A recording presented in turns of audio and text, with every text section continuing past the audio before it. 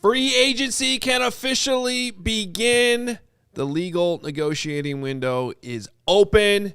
We'll see what kind of news comes in immediately. We got a marathon show for you at least the next 3 hours, and we'll pop in with all of the updates, Bears related or not. A lot of things to talk about here. CHGO Bears free agency special starts right now.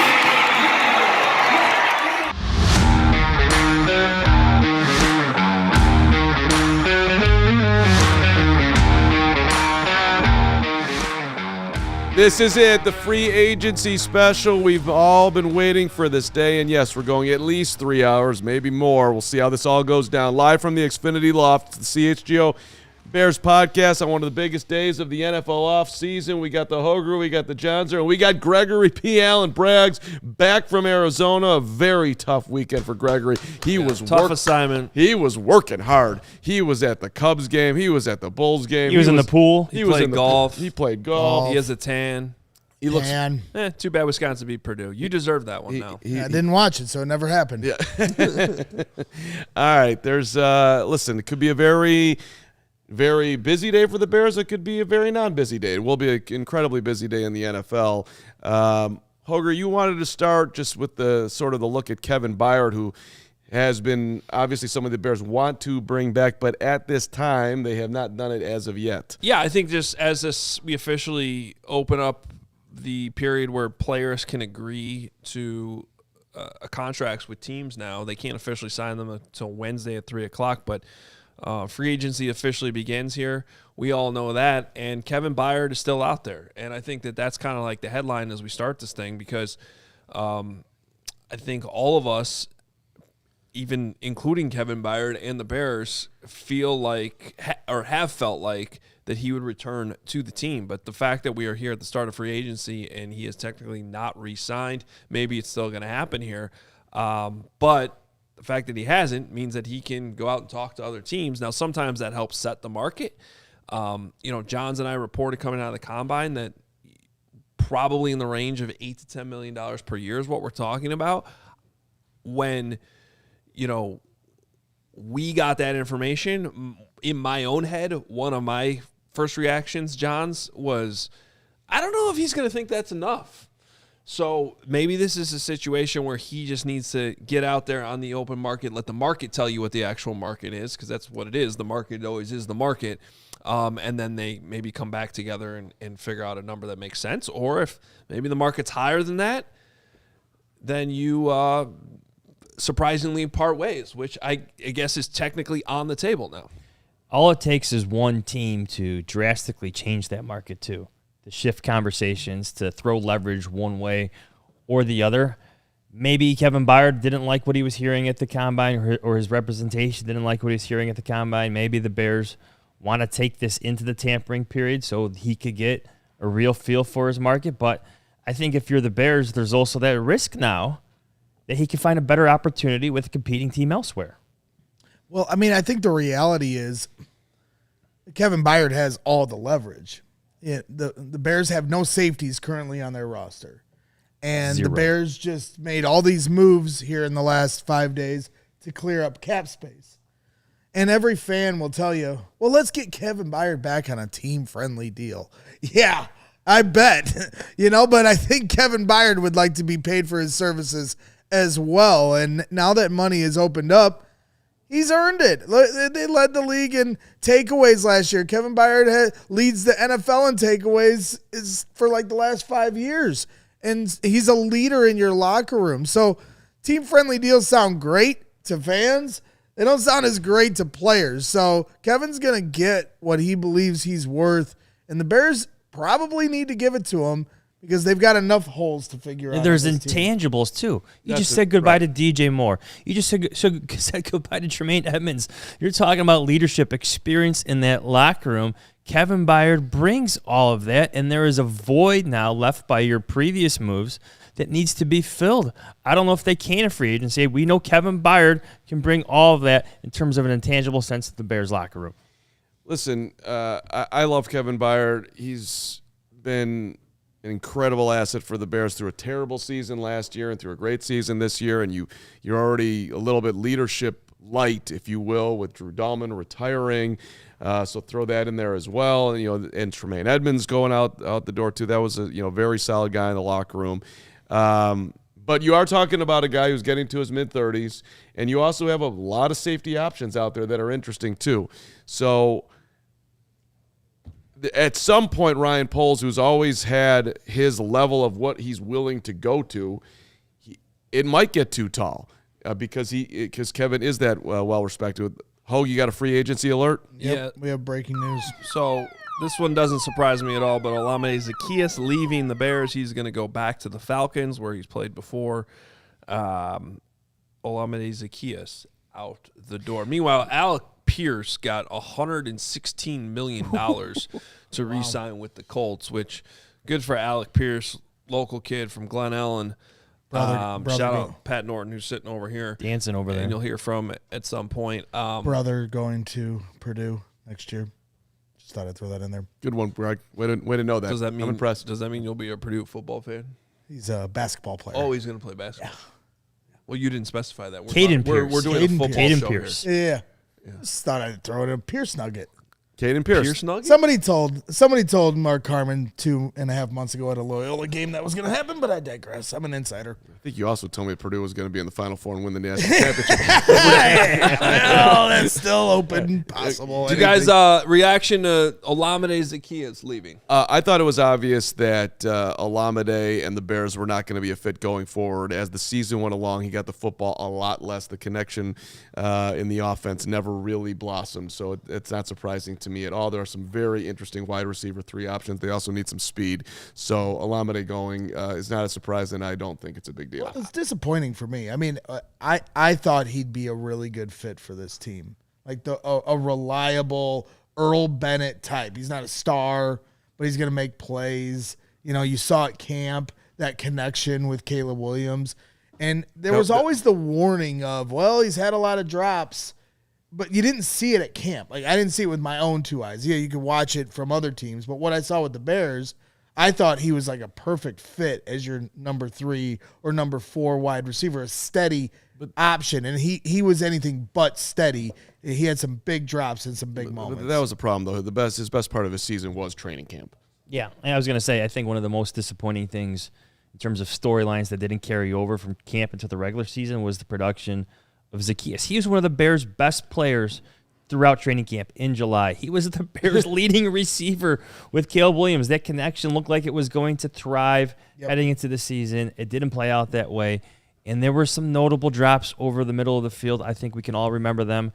And then you saw Luther Burden come on. So this is not surprising to me whatsoever. Yeah, to be fair to OZ, though, he also had that really tough catch in the end zone against the Packers. That's true. He made some big plays along the way. Quality guy. Drops were a problem at one point in the season, and I kind of saw his snap share go down as other guys got better.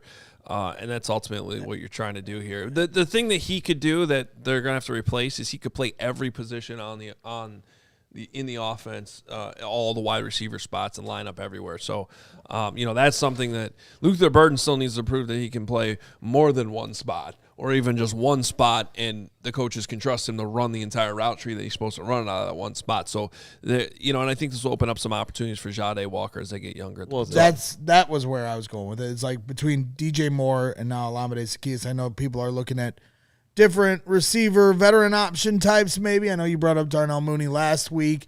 Are there some types in the draft you can look at? I brought up some different guys. Wide receiver out of Oregon that I think might make some sense for this team in later rounds. But I agree with you. I think Zaccheaus Walker, do not sleep on his development with this team. They trusted him. I know there isn't a large sample size, but where they asked him to play, and the throws and the times they counted on him were some of the biggest moments of the year. So that tells me they trust him more than your typical practice squad level player. And I've always kind of compared him to Brandon Lloyd. He's got a long way to go to get to that, to show that full resume, but he has those kind of abilities, natural abilities. And I think I'm very excited for Jahdae Walker's opportunity here this summer. It's going to be an exciting offseason, I think, for him, knowing that he has these opportunities in front of him where he could be the Bears' number 3 receiver, number 5 option if you want to include the tight ends in this conversation. But for him to take that next step, like, it's going to be an exciting training camp to see him do it over and over and over again, playing with Caleb Williams more. Yep. I would expect the Bears also do a 2-prong attack to that position, which, 1, I think they'll sign somebody, and 2, I think they'll draft somebody. At some point, there'll be a spin on some wide receiver, kick returner, I would think. By the way, the top wide receiver out there, we haven't mentioned that yet, Alec Pierce, getting a 4-year, $116 million deal. Definitely mentioned that. When did you mention that? Sorry. Where's whatever. the horn? Yeah. You can't speak. That's my bad. We had a horn that our GM brought. I decided it was too loud. Steven decided it was too loud. Maybe Patrick from over there, where it's not like right in the mic. He could just throw like a brick at Carm every time. Yeah. That's fine. Do that. My bad. Do we have another alert? Did I hear? I don't. To where? Draymond Jones, who I believe the Bears looked at a couple years ago, signing with the Patriots. It's moving. Not a Bear target. We mentioned Draymond Jones. All right. Okay. You could throw it at him. You don't need permission. Just chuck it at him. Go ahead. No, that's wow, that's an actual penalty. Where'd it go? Under your chair. Let's see, Carm. Let's see how much yoga you can do. I will wear this. That was more flexible than I thought. Is that game day fitness coming through? That's right. Shout out Game Day Fitness. He did move a lot better from a guy that earlier was saying everything hurts. I didn't want everything does hurt, but everything's feeling better now because I've got this. Whoever makes the next mistake, I'm throwing it at you, and I'm going. I think tall. Big picture, while the bullets are flying right now, and a lot of different names are coming off the board, and obviously I was busy working hard in Arizona here the last few days and haven't been able to give my overall view of kind of how this is going down. I mean, obviously as the meatball, I'd love to just see them make splash moves so I can be excited about the future of the team here this year. And that clearly hasn't happened yet. Doesn't mean it won't in some regard. You got to let the market kind of settle in here. But at the same time, when you look at the moves they made last week, getting some guys off the books, bringing in Garrett Bradbury, the center, I definitely think it's clear when we talk to polls specifically at the combine and this crux of how they balance building a team for this year, which they absolutely need to try to go for a Super Bowl this year, versus building for the next 5 years. And so for me, I think it's clear that the Bears have made the decision. They're going to try to have their cake and eat it too. Now, will it work? That's yet to be determined. But when you look at some of the players and the numbers that'll come off the books next offseason, I think that's what they're looking at. How can we have the best of both worlds and build a team that has a lot of stopgap players that give us an opportunity to win now, but not mortgage our future? Because next year, you add this year's draft class and combine it with last year's draft class, and you go into next offseason with a really young nucleus and a ton of money to spend next offseason. Now you're talking about longevity of your roster and an opportunity to really build something big. So that's going to be my question, is how they get this done. But that is clearly the approach I think they're trying to take now. So let's just take a look at the Bears offseason tracker to this point. So far, they've traded DJ Moore. They've acquired center Garrett Bradbury after Drew Dalman retired. They released Tremaine Edmunds. The salary cap space, $26.5 million. And the team needs, you can basically list everything except for quarterback. Edge, safety, linebacker, defensive tackle, wide receiver, kick returner, left tackle. So Look, I think it's pretty obvious what's going on so far in free agency and the way the Bears are going about it, with top players like Tyler Linderbaum out there, and you're trading for Garrett Bradbury. The Bears, and Ryan Poles talked about this, my coach wants to win consistently over many, many years. And that's what seems to be happening right now. They're trying to do value plays to fill out the roster where they stay flexible, with all the needs that they have out there, versus going all in on Maxx Crosby, giving up multiple draft picks, which they didn't have to get that deal done, or paying for the top guy at center. It seems like they're trying to thread the needle here, which is incredibly challenging to do, and you might end up with a lower floor, but they are trying to hit the high ceiling, which is a team that can be in the playoffs each year, compete for a Super Bowl. Well, what they're doing is what every team wants to be able to do, and that's draft and develop, and then you pay your own guys, and if you do that properly, then you don't need to go out and sign Drew Dalman and then have to deal with the fact that he retired on you a year later. You know what I mean? Because you know your guys from the inside. But it's always a gamble because not everybody's going to work out. But if the evidence we have for 1 year of this coaching staff, though, is that they can develop guys, and so I can do my spreadsheet and look at how they just downgraded at center a little bit, how DJ Moore, without him, that makes them weaker at wide receiver and all that. But the counterpoint to that is if you develop the other wide receivers, if Rome Odunze lives up to being a number one wide receiver that he was as a top 10 pick, and Luke Newman pushes Garrett Bradbury and he develops, and all these things that you ideally want to have happen, then you can stomach these losses. On paper, though, right now, the Bears are a worse team than they were a week ago. But that's not counting the possible development from the younger guys that will help fill that gap. I get the idea of sustainability. That's the buzzword used by Ryan Poles at the NFL Scouting Combine. Like, here's where I would nitpick with this. Like, the Chicago Bears haven't made the playoffs in back-to-back years since 2005 and 2006. That's 20-something years. Like, they just made the divisional round of the playoffs. They should have won that game. They don't seem far off. I get the idea if you want to develop through the draft. Everyone says that. But at the same time, they seem to have this very unique opportunity here to really be more aggressive than they're being. We'll see if everything works out. It is very early in this whole process. Things can change rather quickly, even while we're doing this show. But sustaining success, isn't making the playoffs in back-to-back years part of that? Yeah, I hear what you're saying. It's okay, you have the flexibility. You can, I don't know if I want to call it all in, but you can be very aggressive for 2026 to basically ensure that if things go right, you are a playoff team all day long, and who knows what happens, versus trying to hit the home run. And and there's a certain arrogance to it. You haven't shown the ability to be. You had a great draft last year, but you can go through many drafts and many Velus Joneses and many Karan Amagajis who haven't hit, and to think that you can actually do this it's an aggressive thought. I appreciate it though. You got Ben Johnson in here and you're going for it. I don't hate it. I'm just but that's the difference, right? I mean, it's Ben Johnson and this coaching staff being here, and the evidence they've showed in the last year was that they had an amazing draft, right? And I get it was all from the offensive bring up side this of the point ball. from Manuel? Yeah, because that's the thing. I think this is a fair question for Manuel that we just had on the screen, which was what about defense? The defense is the concern. Who have they drafted that's developing? 100%. They Because, still have. and you can even look at last year, Javon Dexter. Well, let's okay.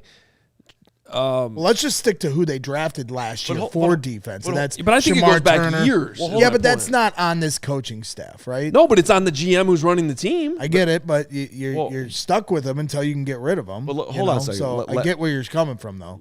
Last year, two of the best stories on the team were one Nashawn Wright, which they got for nothing, turned him into a guy that was one of the top corners, at least taking the ball away last year, had a solid year, and is going to get paid. They also identified DeMarco Jackson, who they re-signed this year. That was a fit who stepped in and played great when he got an opportunity. And C.J. Gardner-Johnson. And then, as well. sure. So listen, these are the value guys that they're identifying and putting into primetime spots. I hear you, but that's not drafting and developing. Correct. No, but I would say the only person on defense you could say maybe two that you could say developed last year were Noah Sewell. He got hurt, but I think they were high on him until he got hurt early in the season. And then Austin Booker, who came in halfway through the year. Now, nobody's going to sell you that he's Maxx Crosby Jr., but at the same time, when he came in, he started making an impact in some way every single game. That's not enough. You need a lot more, but, they still have a lot to prove on that they'll be able to build a defense through the draft or free agency for that matter, because the one red flag was they, at this point, a year ago at this time last year, identified Dayo Odangbo as their answer on the defensive side of the ball. And I'm not a big-time football evaluator, but a few weeks into camp, I was like, this is not good. And if I'm saying that, they should have been able to recognize that. So now they have to prove, at least to me from a fan standpoint, that they'll be able to – that they've figured out how to identify the proper guys for Dennis Allen. And to Carm's point, when they brought in DeMarco Jackson, when they brought in C.J. Gardner-Johnson and Nashawn Wright's revelation last year, those are some of the breadcrumbs that are like, okay, the spin zone – is that, okay, now they've been a year with Dennis Allen and have a better idea of the guys they need to get for his defense. But that's clear, rational. Like, I'm just trying to cope, and hope that that's the case. Right. All right, well, let's do this. Let's take our first time out. We come back. There was a big Maxx Crosby trade over the weekend that did not involve the Bears. We need to kind of put the Crosby to bed? Yeah, send him off to Baltimore, I guess. But it was a very interesting trade if you consider it from the Baltimore perspective as well. So we'll take a time out. We'll keep you updated on all of the signings as they come in. So far, it's been kind of slow. Kevin Byard still out there. Trey Hendrickson still out there. Plenty more. But first, shout out to our friends at Xfinity and their 5-year price guarantee. I'd love if the Bears signed somebody who could be good for 5 years today. All right, the 5-year price guarantee. What if you could have a reliable internet, intelligent Wi-Fi? Keep it the same price, 5 years. Think about the price that Braggs will cost in 5 years. This guy's going to be so damn expensive. It's going to be unbelievable. All right.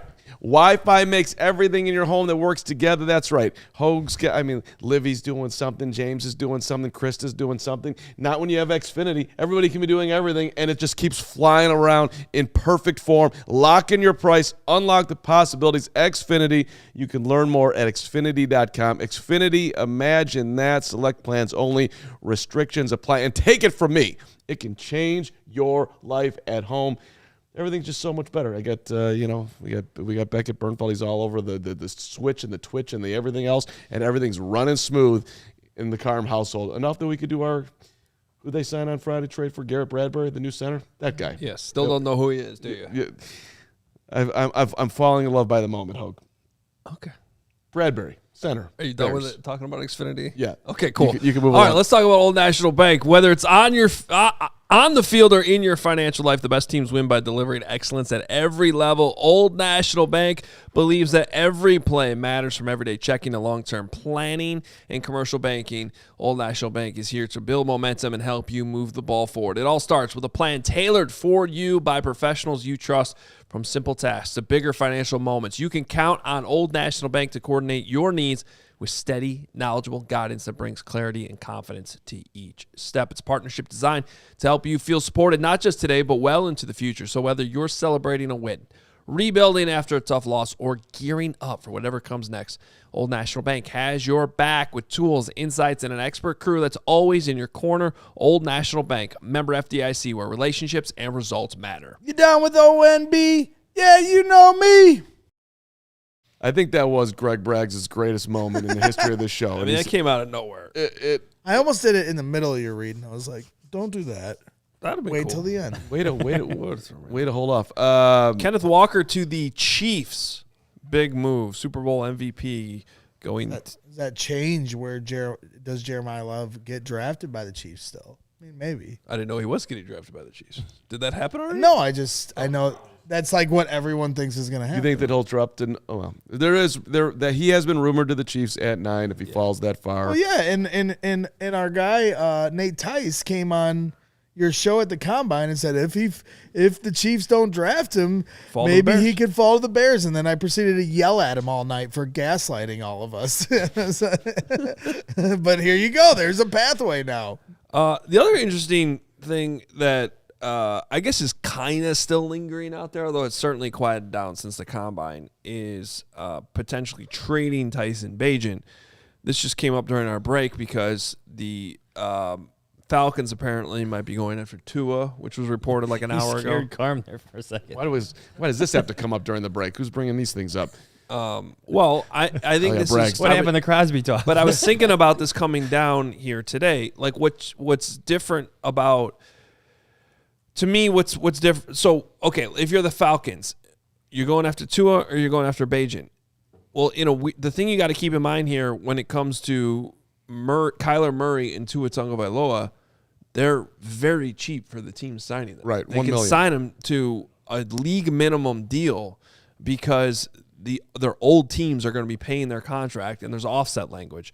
So do you go with basically a free veteran quarterback getting a second chance, and we've seen some of these second chances work out elsewhere, Baker Mayfield, Sam Darnold, there is a little bit of a track record for this, or are you giving up draft compensation for a younger, unproven player like Tyson Bagent? I think most teams in this current situation, whether it's potentially the Vikings going after Kyler Murray or the Falcons potentially going after Tua Tagovailoa, I think they're going to go the veteran route. Also, from like the Bears' perspective, in terms of trading Tyson Bagent, I hope they stand firm on nothing less than a second-round pick. Agreed. Right now. So if those are the conversations that have been going on since the Combine, good for the Chicago Bears, good for Ryan Poles for standing strong on that. And obviously, he would love more draft capital. Who wouldn't if you're a general manager? But there is so much value in Tyson Bagent being your backup quarterback this season. Atlanta is a natural spot to at least think about because Ian Cunningham knows Tyson so well. So, and Tyson's on a 2-year deal, so this could be something that pops up next offseason, assuming that Tyson stays in Chicago, which, of course, we know he's going to because Ryan Poles wouldn't trade the best player on the team.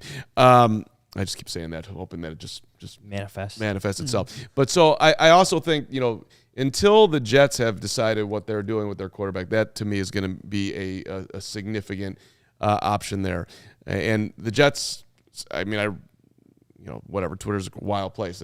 Some people are speculating the Jets are legit going into tanking next year, period, and they're going to go and get Geno Smith just so they can tank versus trading for a young quarterback. Now, I'm also seeing today that the Jets are in the linebacker market, which also could have a Well, the Jets are just confusing. right. I mean, right. So No, what are they they? don't know what. No one to ever do. knows. They I don't know if there's another organization in the league that just doesn't know what their direction is ever.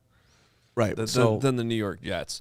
Like, even when the Bears would screw things up, they'd at least pretend to have a direction for a couple of years, and then they would just do it wrong or something. Like, the Jets are just all over the map. So for Tyson's sake, I hope he doesn't end up on the Jets. Yeah, I think clearly one more year for Tyson, Chicago, alongside Ben Johnson and Press Taylor and company, is the right move. So let's stop talking about that. Let's get to the Maxx Crosby thing. How hard did you guys take the news over the weekend, Gregory? I don't know where you were at the moment. Did you did you just plonk yourself next to a tree and sit down and talk to yourself? We are going to take the temp with this for 4 seasons: heating, air conditioning, plumbing, sewer, and electric. As we weigh in on the moment that the dream ended, that Maxx Crosby is a Baltimore Raven for 2 first-round picks, including the 14th overall. Yeah, I mean, for me, when it broke, I was relieved it was for 2 first-round picks because at that point I emotionally detached from any dream of that ever happening. If he had gone for a first and a fifth or something like that, then I probably would have aired a little more frustration to get in on this because I think, obviously, I was pretty clear about this the last month, but I thought he was a perfect fit for Chicago.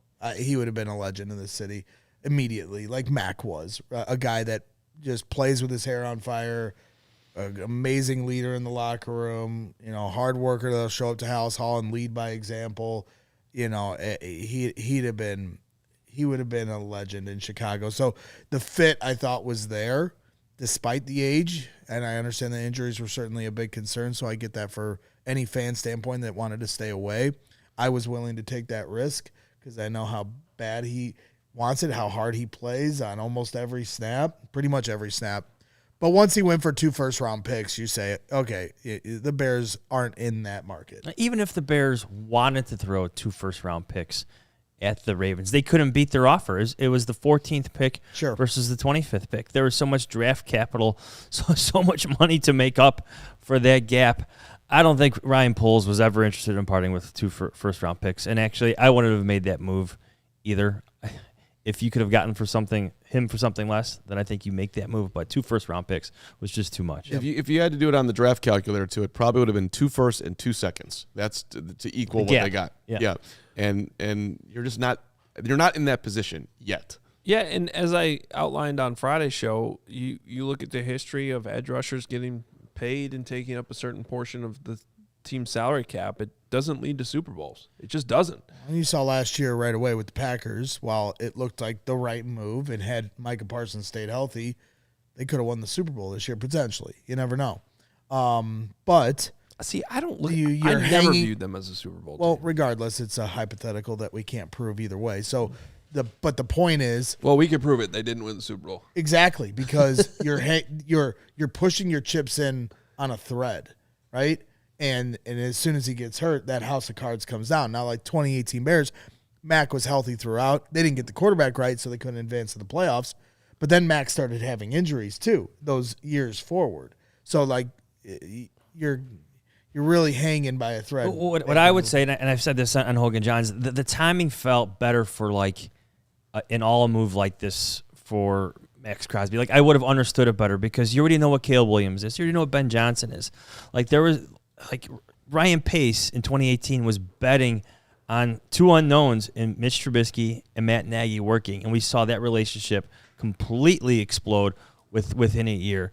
At least having if Ryan Poles would have traded for Maxx Crosby this year, he would have done so knowing that he just saw his first overall pick quarterback and his new head coach reach the divisional round of the playoffs. Like that is something to go all in on.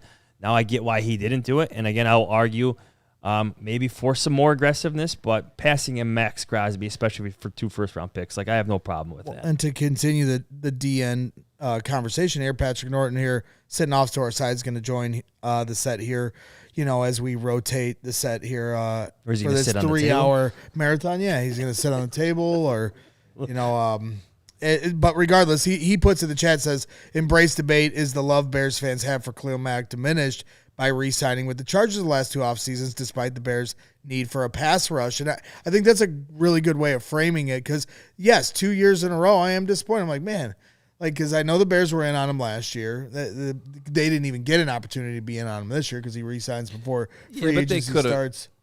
Yeah, they could have put their feelers out there. $18 million for 35-year-old Khalil Mack. Like, you can't. They can't. They can't give that much up their salary cap. They just can't. Yeah, I get it. Because that's what it is. It's a straight up 1 year, $18 million deal. Like sure. that's it's just so that's unless I didn't see the details of the contract and there's dummy years on the signing bonus. Like it's just that is for where the Bears are against the cap right now. That's just I don't blame Khalil Mack for that. I know, but in a vacuum, I'm back. In a vacuum, the idea of Khalil Mack being on last year's team or this upcoming year's team. This is starting to be like all due respect. Yeah. Like where you can't just say whatever. Like you're starting to use in a vacuum, I can say now whatever I want. Well, I heard Carman bust out in a vacuum a couple times last week when we were in Arizona. So, yes, it's becoming our thing, and that's fine. So I can say this. And so, yeah, I mean, it frustrates me. I'm like, you're wasting away. The Chargers are never winning anything, but, enjoy the sunshine. Well, they do make the playoffs. Right, but they're never winning anything. That's true. Oh, okay. Listen. Let's take a look at the edge rushers that are out there right now. No one has signed with anyone at this point. Trey Hendrickson, Odafe Owe is out there. I'm just trying to go down this, like, does a Bradley Chubb do anything for you at this point in his career? Joey Bosa. I'm 12 years old. AJ Epinesa. So let's talk former about Hawkeye. Cam Jordan obviously is the connection to Dennis Allen. Okay, I like that one. Let's start at the top. Bradley Chubb a few years ago, sure, but a half a Chubb I didn't. Okay. All right. Thank you. Well, Where's the penalty box? You're more of the full job a few years ago. there you go. Oh, I had to. Half a chub. Okay, so let's talk about Trey Hendrickson. Okay, because that is the sexiest name out there, if you will, to put it all together in this fine segment. The speculation, at least the Athletic speculated, this contract is going to be 3 years and $99 million with however much guaranteed in there. Are you, if you're the Bears, are you investing in a guy who was hurt last year and had core muscle surgery? Are you paying him that much money? Because I've seen a lot of people just say, just sign Trey. I'm not signing somebody for that much money when they're coming off that level of injury. I'm just not doing it. So you're obviously, I'm looking at your computer. So you got that projected contract from the Athletic. That's not what PFF had. I've seen, look, I'm not sure anybody, and this is probably why I said that on the air, by the way, that it was from the Athletic. You get the flag. Okay, fine. But my point is that it changes depending on who you're looking at. I don't think anybody really knows what the market is for Trey Hendrickson right now. I've seen 1 year, just a straight 1 year deal thrown out there as well, which to me would make more sense coming off of core muscle surgery. Mm-hmm. I'm not giving him 3 years and a ton of money guaranteed. And how old is he? 31. 31. That's tough because obviously he'd want more years. Well, sometimes you have different markets. Sometimes you have teams that are competing, maybe like the Bears, maybe like the Patriots, who are offering that 1 year deal, come try to win a Super Bowl with us. And then at the same time, there could be another team who just needs pass rush help who could do 3 years, $33 million. Can we address the elephant in the room? The problem here is the Bears don't really have that money to spend. I was going to say, right now. And the reason they don't have the money to spend is they're overpaying for Montez Sweat, and they're way overpaying for Dayo Adangbo. They have way too much money tied up in edge rushers that aren't productive enough right now. But we know the cap's fluid, and you could get out of the Adangbo contract and the Grady Jarrett contract next year. Yeah. So you could maneuver these contracts to give you some flexibility. You can do a Hendrickson 2 year deal where backload. You backload it, and so it doesn't cost you as much this year, and then it's just going to cost you next year. But of course, there's risk with that because what if he doesn't recover from the core muscle surgery, or he does and he's just not the same player, which at this point in his age is completely on the table. Here's my problem right now with the Bears defense. It's not good enough as a pass rushing unit. Your best two takeaway players are free agents, Deshaun Wright and Kevin Byard. They're not under contract. Like, this defense, it does not look scary. It does not look good at this moment. I get that we're young into this hour. It's a long process forming these teams, but for a defense that had issues last year, that was saved by the takeaway, their two top takeaway players, they're free agents, and you need to help that pass rush. Like, they got to start being somewhat aggressive, right, in terms of addressing this defense? Well, and I saw Eric Beauchamp earlier in the chat say, the question is, how do they view Shamar Turner, and that'll lead you to understand how Ryan Poles is going to attack the defensive line. Well, Poles told you at the Combine how they view Shamar Turner. They view him now as an edge. They thought he did his best work out there. Now, will they try to move him back inside? I guess they want him to play both. Yeah, right. Him and Dayo are doing both now. But the conundrum with them is, one, they wanted on the edge Dayo. Now, from what they saw on tape, is clearly better on the inside. And Shamar Turner, who they wanted on the inside, on tape, small sample size, showed he was better on the outside. So, that they're in a tough spot with both those players and the unpredictability of what role they'll actually find themselves in next year. Hey, we're here, by the way, for at least 3 hours. Hit the like button. If you're new to the channel, hit the subscribe button as we do Bears content, NFL content, 52 weeks of the year, 5 days a week. And, of course, we cover everything else in Chicago, too. CHGO Bears, CHGO Cubs, Sox, Blackhawks, Bulls, as we try to grow the channel. And, look, if there's any breaking news at any time outside of our regular shows, we're always breaking in, as we did with Garrett Bradbury, which thank you to the 50,000 people that watched that 20-minute, let's call it a celebration that the Bears, at least in my mind, are being, being reasonable and didn't I mean, it's a tough call because we would have celebrated Tyler Linderbaum to the moon too if they had done that. I think you would have really appreciated that move.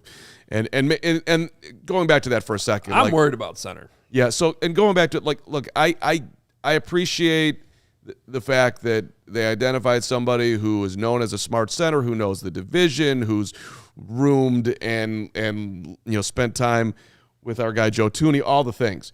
It's also slightly concerning that, I mean, how many centers are you going to ask your quarterback to play with? He's on a one-year deal. So, I mean, maybe you bring him back for another, but you're going to have a revolving door with Caleb. That's not ideal. So let me ask this question to you guys because I think it's a fair question. I heard, and I was kind of surprised to hear this driving down this morning, but I'm going to give credit to Yurko on ESPN 1000 because he was the one who had this take to start the show that they had this morning.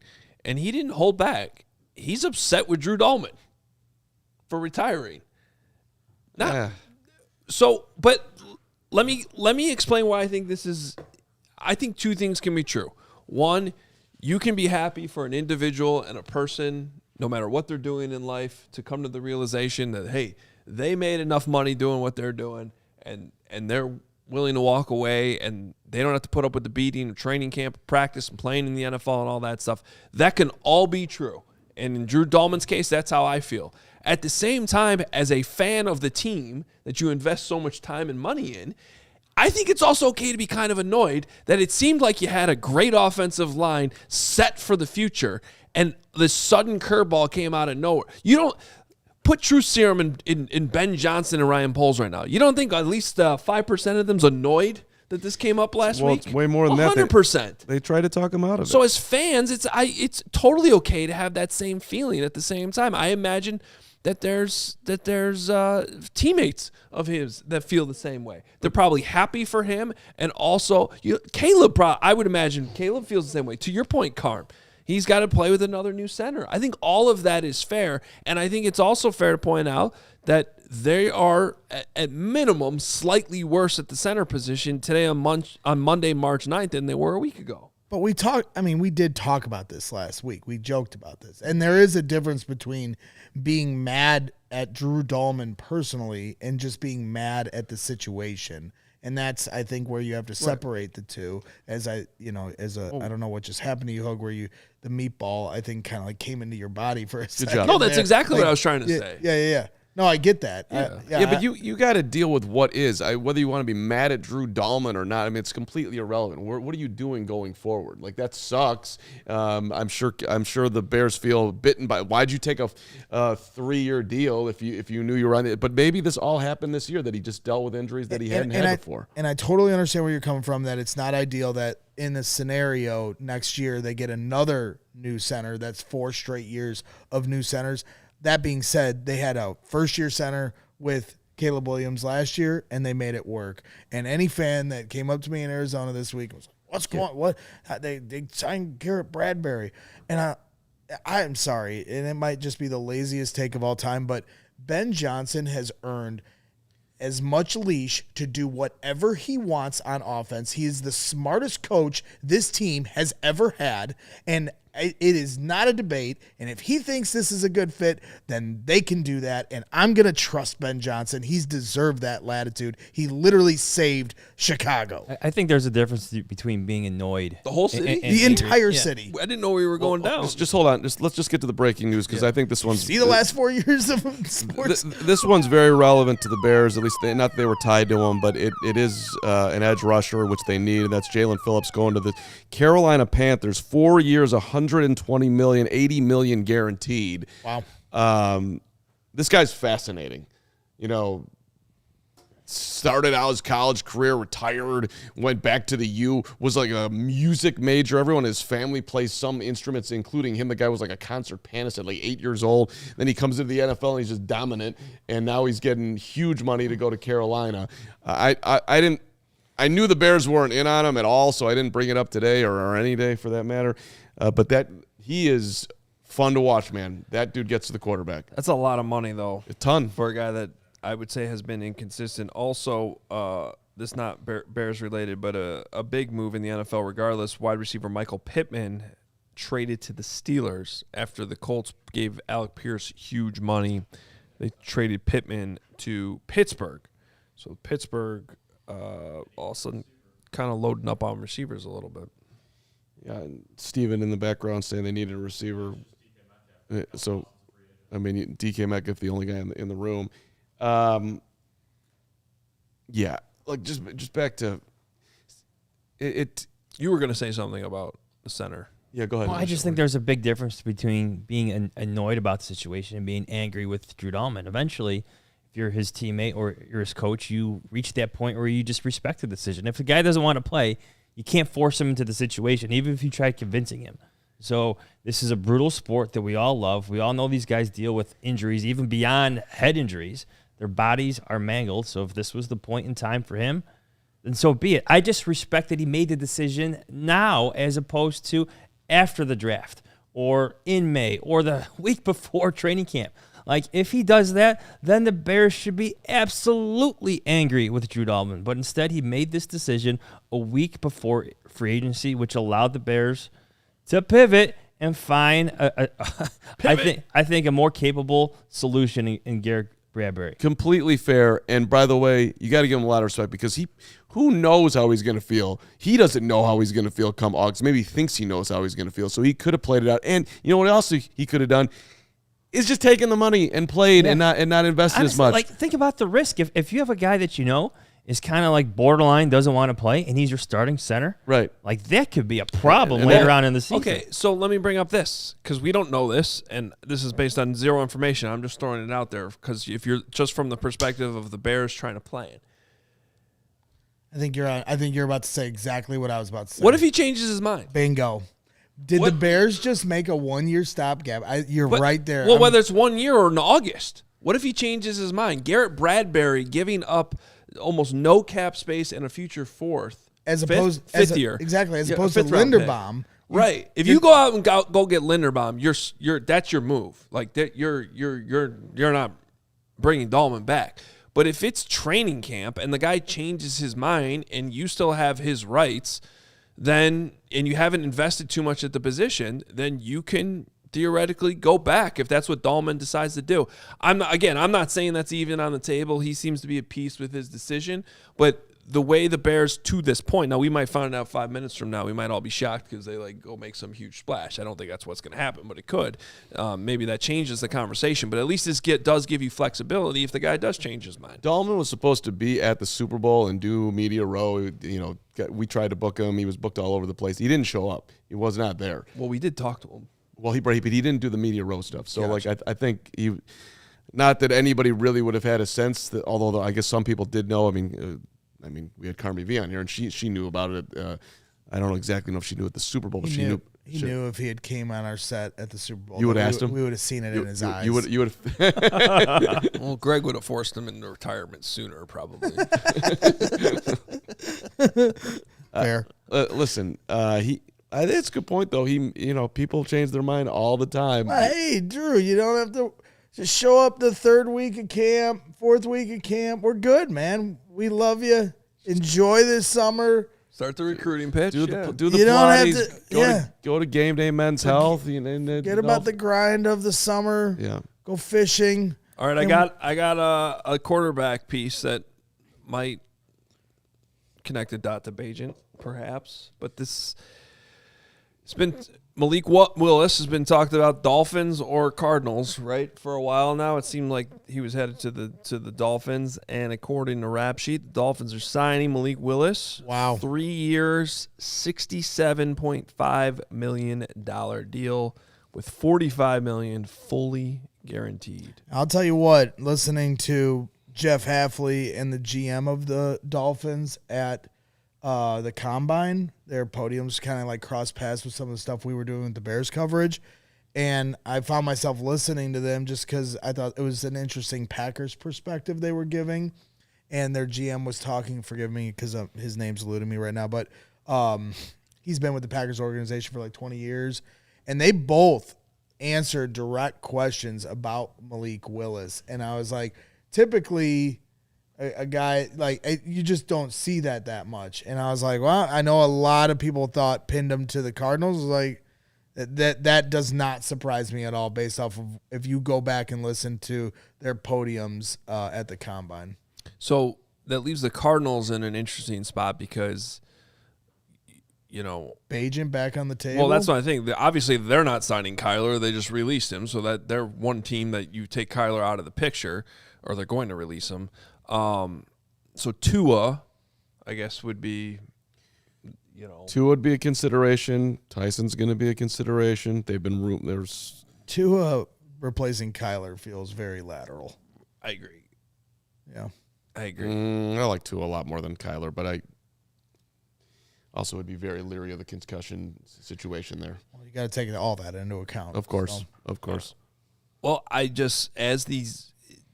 the Bagent trade conversations when they were coming up seemed to involve the Cardinals as a possible landing spot. So now that Malik Willis hasn't, because I know our guys at PHNX thought that they were going to make a hard push for Malik Willis.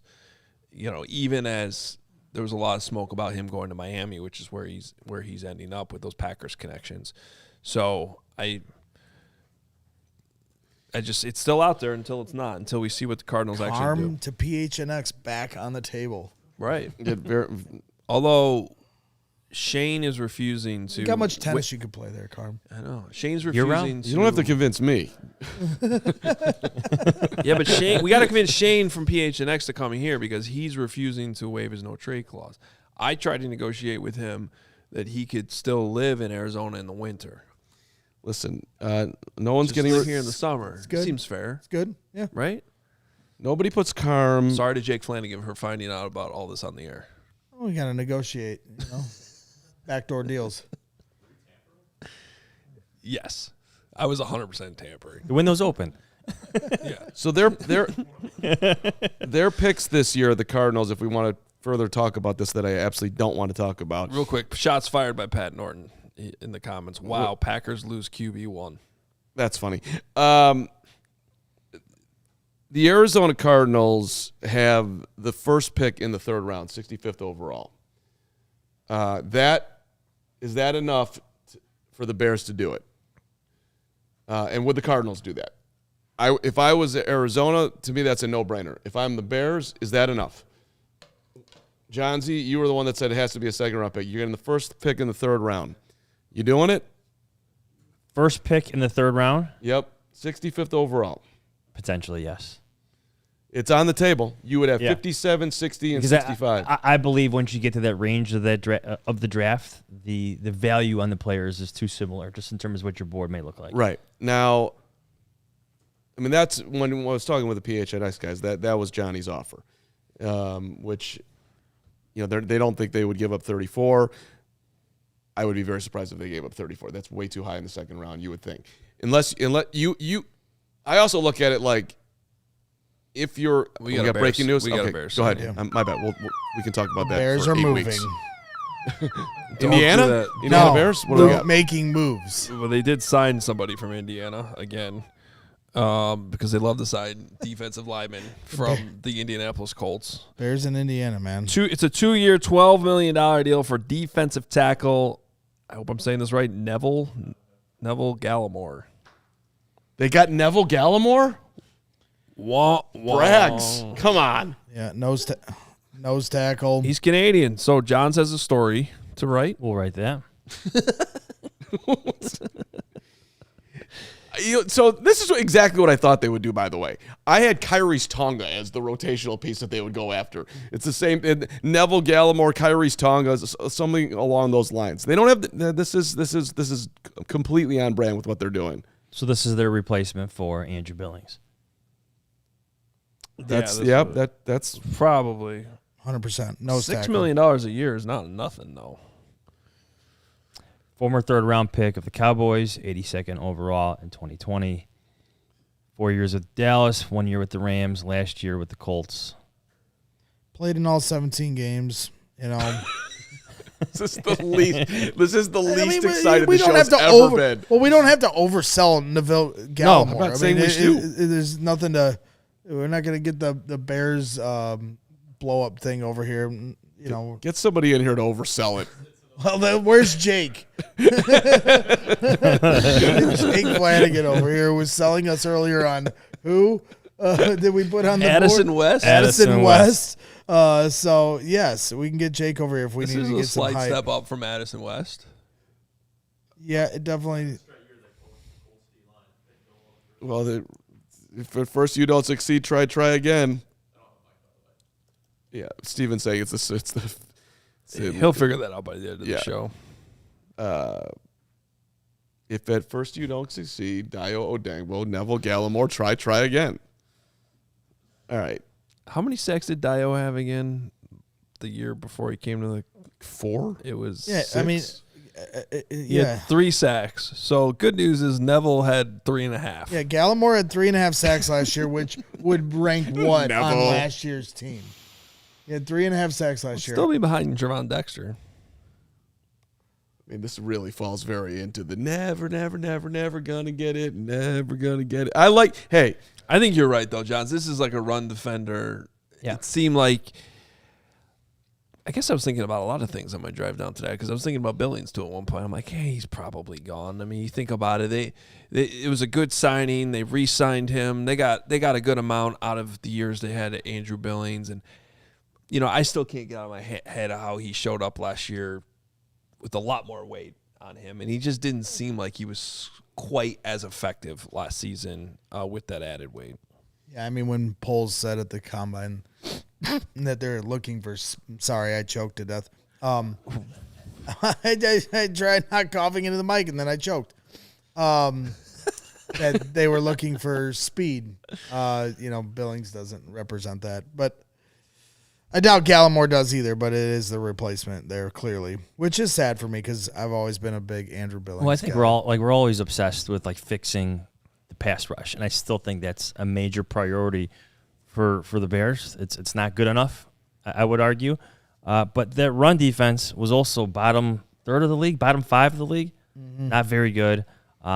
Maybe Gallimore is the slight upgrade they need in the middle of the trenches that Billings obviously couldn't deliver on. Would you like the Karmapedia on this, or do you want to wait on that? Go ahead. Hold on. That Karmapedia article was not available. Karmapedia I mean, even crashed. even as Not available. even as even as much extra poundage as it clearly felt like Billings gained last year, he had some pretty big tackles and some pretty big moments. Even last year, he was always a guy that in timely moments would come up big. So I don't know if Gallimore You're will. right. Yeah, I don't know if Gallimore will be able to have that same kind of production. But I've always been a really big Billings fan. But I understand why they have to move on from him. At some point. But we'll find out. With Gallimore.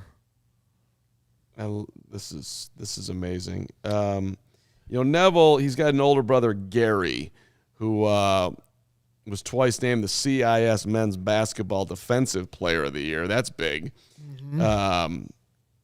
Gallimore says that his grades at Canada Prep were in the A and B range, so he's a smart guy. We got that for him. And he loves football. Well, I think it's a great signing. Get on your phone, text JJ Stankovitz, give him the link, tell him to come in and tell us about Gallimore. All right, we can do that. I That's a good idea. I am anything. texting with JJ right now. Yeah. So I didn't ask him to come on the show though. And tell him Bragg said, here's the link, get your ass on. Fun Guy Canadian is the official JJ Stankovitz report. That's what I just figured Fun out. Guy Canadian. Oh, here comes And the Him and Carm Theo Locker. pronunciation is Neville, as in Neville? Text him and Neville? say, Is it Neville? text him and say, here's the link, Braggs wants a full breakdown. He has no choice. Gary Ross in the chat. they did just sign Alec Pierce down in Indy. I think he might actually have Gallimore! And they traded Michael Pittman. He might actually be busy with some things. Probably busy. I hope this is true. He works for the team that just had the most active first hour free agency. Mm-hmm. Anytime you say, I hope this is true before whatever's next to come out of your Gary mouth is Rappaport in the usually not chat. And the thing I like about Gary is, unlike some of these other guys in here trying to trick me with fake trades, I know what you guys are up to. Gary would never do that to me. Yeah, that's all he goes denying too. So, but the name is Coby Bryant, who is first of all, he's on my list because his name is Coby Bryant, which is amazing. I would love Coby Bryant on the Bears, but Coby Bryant's an interesting dude. Went from corner to safety. Dude is an absolute ball hawk. Got the good eyes that you want back there, a la Kevin Byard. A lot younger. So when we're talking about safety, this is one of the names that I have on my list of guys that I'm hoping they're looking at. I mean, we're having conflicting reports because Jonathan Jones is saying the Bears are eyeing Seahawks safety Coby Bryant, but Gary's in the chat saying the Bears signed a safety. So we'll see. Probably lean to Jonathan on this one. No, as nice as John is to us, Gary's my guy. So Steven in the background, not convinced. How would you feel about that if in theory? Well, I think the big question right away is who's he replacing? Is he replacing Brisker or Byard, or is he replacing Brisker? Baldy likes him, at least from a tweet back in the day. Can line up anywhere, but wherever he brings a whole lot of thump. You like secondary dudes who can hit? I know literally everybody does. Well, look, I like guys who are on the Seahawks. That too. Seahawks got a lot of players. Seahawks play a lot of too high, which means they got to be interchangeable. And so from that perspective, I like where he's coming from. I like that he still gets his hands on the football quite a bit. Last 2 seasons combined 7 interceptions, 2 forced fumbles, and 5 passes broken up. So he finds the football. I like this. I guess I like it either way if this is what's happening. He'll be 27 this coming season, but I would prefer it if it's with Kevin Byard and not with Brisker. Well, right. Assuming even you, Adam Hoge, the Kevin Byard lover that you are, you have a line in the sand at some point on how much. What's too much money? Would you give him 2 years and $30 million if it goes crazy like that? That's above. Probably not. And we'd have to see what this Coby Bryant contract would be too. I don't know that Byard's going to get that, but here he is on the open market, so it's possible. I saw it speculated at 2 years and 25. The money obviously is going crazy every single which way you look. So I just think there's a lot of safeties out there, including that's in the true. draft. Like this is a safety, a really deep safety class, and that oftentimes impacts free agency. Oh, it 100% does. Gary walking it back now and saying that he read it wrong. Okay. They're eyeing. Oh, Gary. I still got your back, but we got a couple more hours here, man. You got to tighten up. Why don't we take a quick little interlude here? What do you think? I think Jahns has got to go right.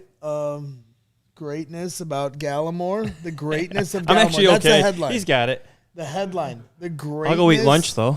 The greatness of Gallimore. Hey, hit the like button. Hit the subscribe button. Tons obviously going on. We're here at least 3 hours, but maybe all day. But first, a shout out to our friends at Game Day Men's Health. As a man, are you starting to feel like you got low energy throughout the day? You came in with terrible energy today. But now, when I talk about game day, you're ready to go. You had a rough morning. You weren't ready. But it's just the truth. What are you talking about? I'm looking for peak performance. I want you to become a better father, a better husband, a better man. Game Day Men's Health will get it done for you. I love that Hoge is taking this personally. I am. I'm definitely taking this personally. Very easy, quick process. You come with me over to the Park Ridge location. You're going with these people now? You're going to get the personal care, the family. You're escorting them there? I'm taking you over there. Extremely high success the rate. Libertyville location. I liked it. No, you're coming over to Park Ridge now. We're going to get you the testosterone. We're going to get you the vitamin supplements. We're going to get you the weight loss. We're going to get you the hair loss. Although your hair's, you don't need that part. That's fine. We'll keep you out of that one. Now there's a problem with my hair, too? Yeah, no, well, it's a little thin. Start your best life with Game Day Men's Health locations in Skokie, Naperville, Libertyville, where Hoge went, or more. Scan the QR code. Find the one closest to you. Go to GameDayCHGO.com. Find the locations closest to you. I've never felt better than when I've started working with Game Day Men's Health. Greg, tell everybody about Four Seasons and try to do so without insulting me. I will do it in a timely manner because Four Seasons, and shout out to them. We really appreciate them. I'm a proud customer of Four Seasons. And, hey, you might think that winter is over, but you should know better in the city of Chicago and in the Midwest. We've got second winter coming. Make sure your home's up for the heating challenge. Now is the time to schedule your Four Seasons furnace tune-up. And if you're thinking about a whole home generator, those always come in handy when the power goes out. They have you covered. And they guarantee same-day installation for all your heating, cooling, plumbing, and electrical and sewer needs. So with no extra charge for nights, weekends, or holidays. So visit fourseasonsheatingcooling.com for all their special offers and money-saving coupons. That's fourseasonsheatingcooling.com. Okay. All right, let's get to some of our super chats here as we process Neville Gallimore, who's One quick note, because there was a connection with Dennis Allen, but linebacker Demario Davis signing with the Jets, 2 years, $22 million. Wow. 37 years old. Wait. $15 million guaranteed. 2 years, $22 million. So 11 APY. It's according to Pelissero. Good for him. 37 37 years old, right? Yes. Yes. Wow. The 2-year deal to the Jets. Again. Well, it's the Jets. Again, these the bad teams connection have with to Aaron overpay. Glenn there. Would you That's like to fine. finish out your career with no chance to win and make a lot of money? I'm in. Let's go. You say Osai went to the Jets too? Joseph Osai going to the Jets. Cross him off the list. All right. Again, hit the like button, hit the subscribe button if you're new to the channel. We got Literally. nearly 3,000 people watching right now. You might be finding us for the first time on NFL Free Agency. We are live 5 days a week with Bears shows and every other show in Chicago as well. And if any brute news ever breaks in the football world around the Bears, we're breaking in as we did over the weekend. Can I call somebody else out, though, real quick? Is it before you- Philip Pizzatola? No, I mean, like, there's somebody right now who's technically on paternity leave who's probably sent me 20 texts since free agency started, retweeting Dan Weeder. Like, are you you know, Who are we talking about? are you being a dad right now, or are you are you locked into free agency? Fishman? And if you're The locked into Fishman. free agency, shouldn't you be working? I'm gonna go full Potsy here now. Oh, Is he in the chat? Not yet. No, he's texting me. Oh. Okay, well, you know. He's it's- probably watching. He also knows I'm kidding. Potsy, though, not kidding. I mean, Get your ass back to work. all I know is that the lack of text that I've been getting from the Fishman about Northwestern basketball has been upsetting. All right, $10 from Pizzatola. Always funny, this guy. I love free agency. Rumor has it that PHNX is signing Carman as a stopgap for their open janitor position. Damn it, CHGO has to let him go yet. Come on, Flanagan. Make the move. Bad contract. Oh, Pizzy on a heater. You know, Pizzatola, you're joking, but if we did trade Carm, the director of garbage position, it would be a major downgrade. although I got to say, I walked by one of the garbages here. I've been gone for a few days, and I saw the garbage in the other side. Is it only this side that you're in charge of? Because the other side, it was overflowing. And First I was of just all- like, what is this? first of all, the director of garbage is in charge of all garbage, obviously. Second of all, I have to admit, I've been slipping lately. And, we've been in Indy. We've been at the Super I'll Bowl. go over there and take a picture. I got of it. to get back in a rhythm. But it's good to see that people are stepping up, at least halfway. All right. Do you want to do a couple more supers here, Steven? Yes, keep them going. If you super us during this show, you're getting in earlier than you normally do. $20 twice from Chevy Wellington. First one is Booker and Gordon are Pole's only defensive quote hits. I love Brisker, but just a weird, unlucky time with us. If you three creeps and Jahns had a pick at defensive tackle at 25, who you taking? Run stopping defensive tackle, please. Greg, what's 60% of 40? I don't know. What? Oh, come on. What's 10% of 40? You're hurting his brain over What's here. 10% of 40? Please answer that. What? I've been drinking for like 5 straight days. I thought you were working. You know what? I do both. You know this. What you know? So between the combine and Arizona, all right. This is the amount free, of drinking I've done. This is the free agency thing and a lot going on, but we're just going to do this for 1 second. We don't need to do math. I don't want We to do do. math. My brain hurts. We and don't. we have a free agent alert. Thank right. you, Steven. Thank Thank you. I don't know. What Bragg the said alert is. 24. Wellington. Who we? Mitch Trubisky. How much? Is there a number on it? 3-year deal. The 2-year deal? I'm 3-year seeing a deal. 2-year deal from 2-year deal. Garofalo. For how you know, much? John Fox showed up in Buffalo, and Mitch was like, "I'm out of here," and Mitch signing with the Titans. I saw John Fox at the combine more than anyone. He was I there. think he was everywhere we were on. He was great. Every single day. Mitch was rumored to get a 1-year, $8 million deal. I'm curious as to what the number is. This guy is turning into. I mean, he's He's just had a nice long career. He's just a wealthy man. Second child on the way. This will be year 10 for him, wouldn't it be? One of the great draft picks in Chicago Bears history. Let's all relive when some people in this room told us how great Mitch Trubisky was. Season 10. 2 playoff appearances in 4 years. Yeah, that's right. That might be the greatest Bears quarterback ever. He probably tops Luckman. Do it wherever you're going. I mean, he's got a better opportunity to play in Tennessee. That's true. That is true. You want to wrap up Chevy Wellington? There's 2 more here. We'll get them all To in. your point, though, Mitch did have more regular season touchdowns than Tyson Bagent this year, but I digress. That was my point. 300-yard games, too. Wait, weren't we asked for like defensive tackle options at 25? We were. Do you have one? Peter Woods. Okay. Yeah. He's Caleb. high on my board. Caleb Banks. Which leads me to, are we only doing draft picks? Do Well, whatever that's you what want. Chevy asked We're- us, we're right? here. Oh, Chevy. Yeah, Chevy asked. Well, here's his next $20 one. We got too much at edge to spend high draft capital on it. Maybe Messidor, but that's a crowded defensive end room. Yakis Falk, don't fall to the second. Resign Byard, draft Wheatley, but give me a run-stopping see. defensive tackle.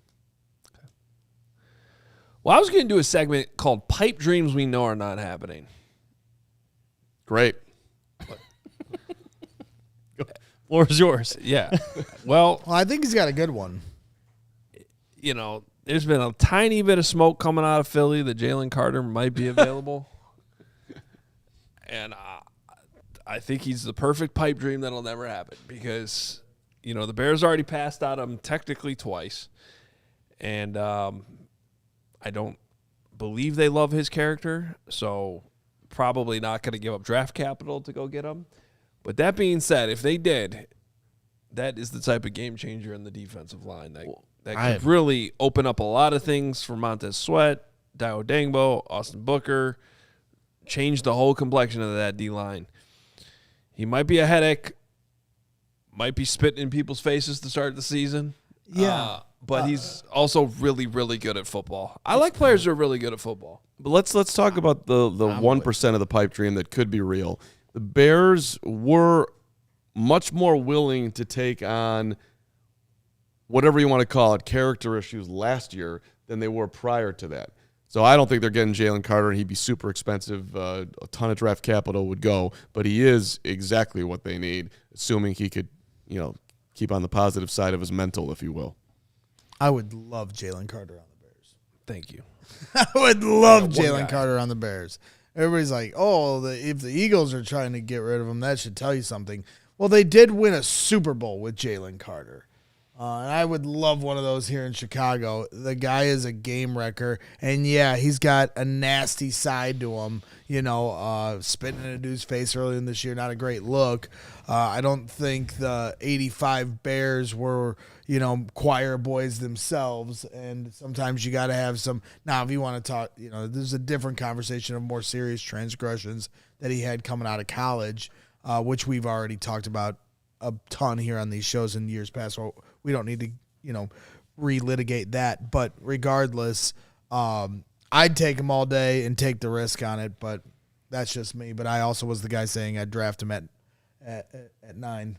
Yeah, or at well, 10. and look, I get it. Like, okay, if they're trading him, isn't that a giant red flag? Well, there's a decent chance they're not going to be able to keep him.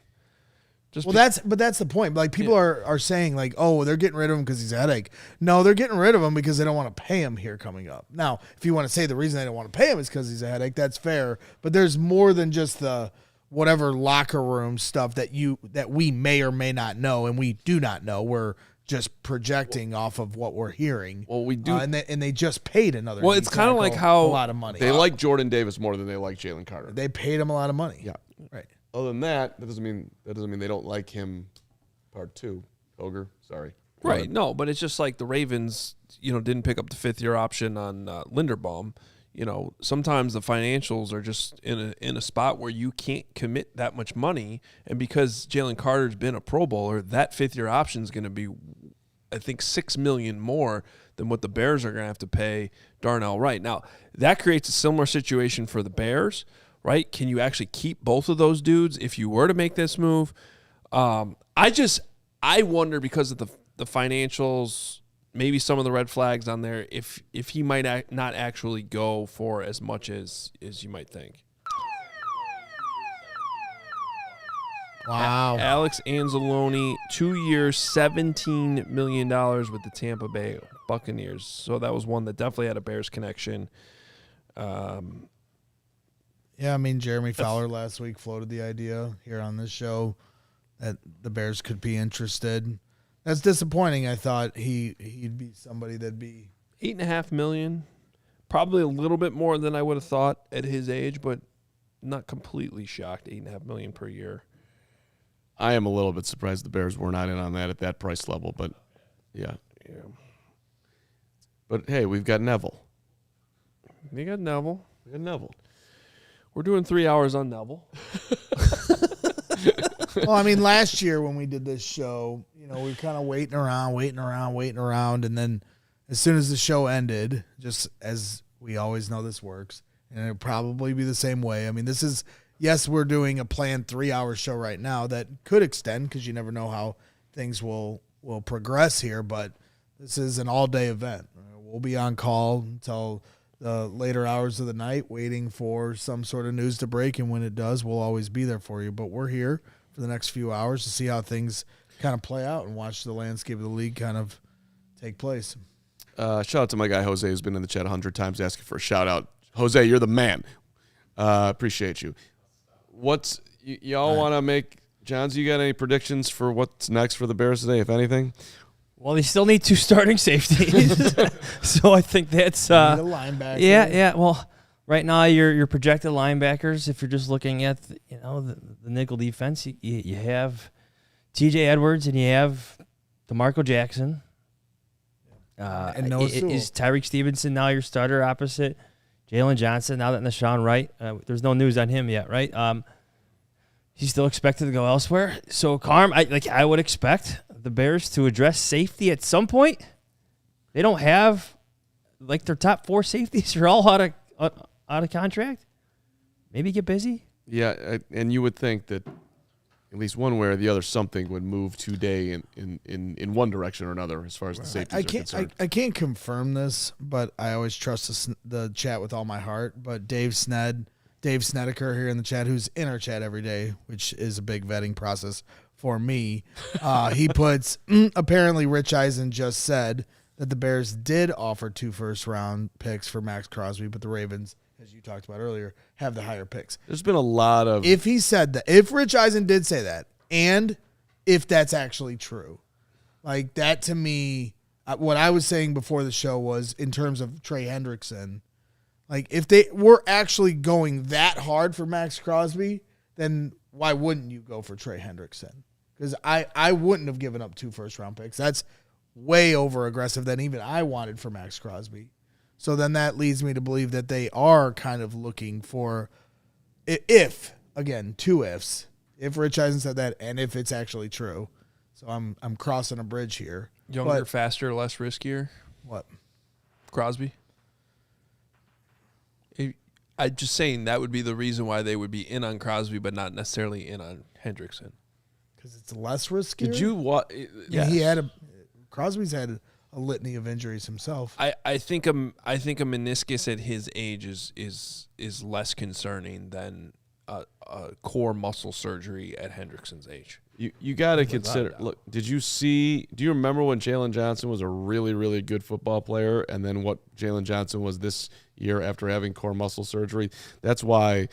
I mean, sure, you give me Trey Hendrickson on a 1-year deal for somewhere between 15 and 20 million. Okay, if you want to make, I'm not going to hate you if you make that move, but that's about the extent of what I would be willing to do.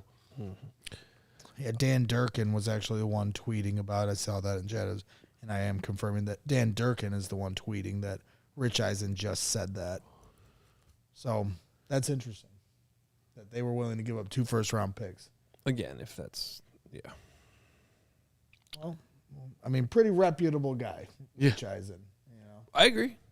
Not guys who's just trying to get attention. No, I mean, if you follow Rich Eisen's reporting on the Bears the last few years, when you saw trading for the Panthers pick, that year, aside from me, there was nobody more ahead on that reporting than Rich Eisen. I love Rich Eisen. I thought this was an interesting note from Garofolo on the Anzalone signing with Tampa. Said that Anzalone turned down more money elsewhere to join the Bucs. That's interesting. Maybe they were in on Anzalone. I always like that, I thought he was a little dirty. I wanted to kill him. I didn't like him. And he would fall under the hat of somebody I would have taken on my team. So, all those things. AJ Przinsky? Which is in general every player in the history of Detroit that comes to Chicago. That's how I feel. Starting with the guy who won 3 championships playing basketball, who I absolutely despised, but then, he was a pretty good player here. So, but neither here nor there. He's in Tampa. A little bit more in Gallimore. After some all right, some crashing on him, looking for some information. More of a 3 technique than a nose tackle. Considered a better pass rusher than run stopper, so maybe not quite the replacement for Andrew Billings. But at the same time, the reason I thought Andrew Billings first is because the Bears still have Grady Jarrett under contract for another year, and we know he's not their nose tackle. I know we could get obsessive over nose tackle, 1 technique, 3 technique, and all that stuff. If you could rush the passer, I think you have a place on the Bears' defensive line, and I think we can all agree that the Bears need to improve that capacity. How much Gallimore really brings, I'm not sure. Underwhelmed at the moment. Greg, what's 34 plus 23? I don't know or care. Okay, well, Pro Football picking a fight with Chevy Wellington. Pro Football, don't worry about that. Eye on the prize. Stay with us. Pro Football Focus graded him 77 out of 134 defensive tackles. So if Lee Elia rant here. All right, just relax, please. Kind of let me finish the point. That means, Greg, 34 plus 23 to get to 77. That means there are 57 defensive tackles out there that Pro Football Focus thinks is worse than Neville Gallimore. I think which is big. Gallimore wasn't. I'm just double checking this. Gallimore wasn't on Matt Bowen's top 100 either. And I think wasn't on the Athletics top 150. I think we have some breaking news here. We do. Gary Rappaport was the first to report this here in our chat. No, he was not. Tom Pelissero was. The Bears are signing safety Coby Bryant. There you go. This is a move I could get behind. I can get behind this one too, for sure. Do we have numbers yet? I have not seen numbers. We didn't do the siren? We do all these sirens. We did a siren for Trubisky.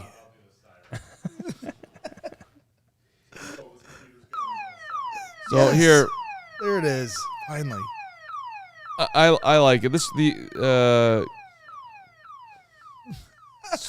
He made the full-time Got switch. the extended siren because we didn't get it originally.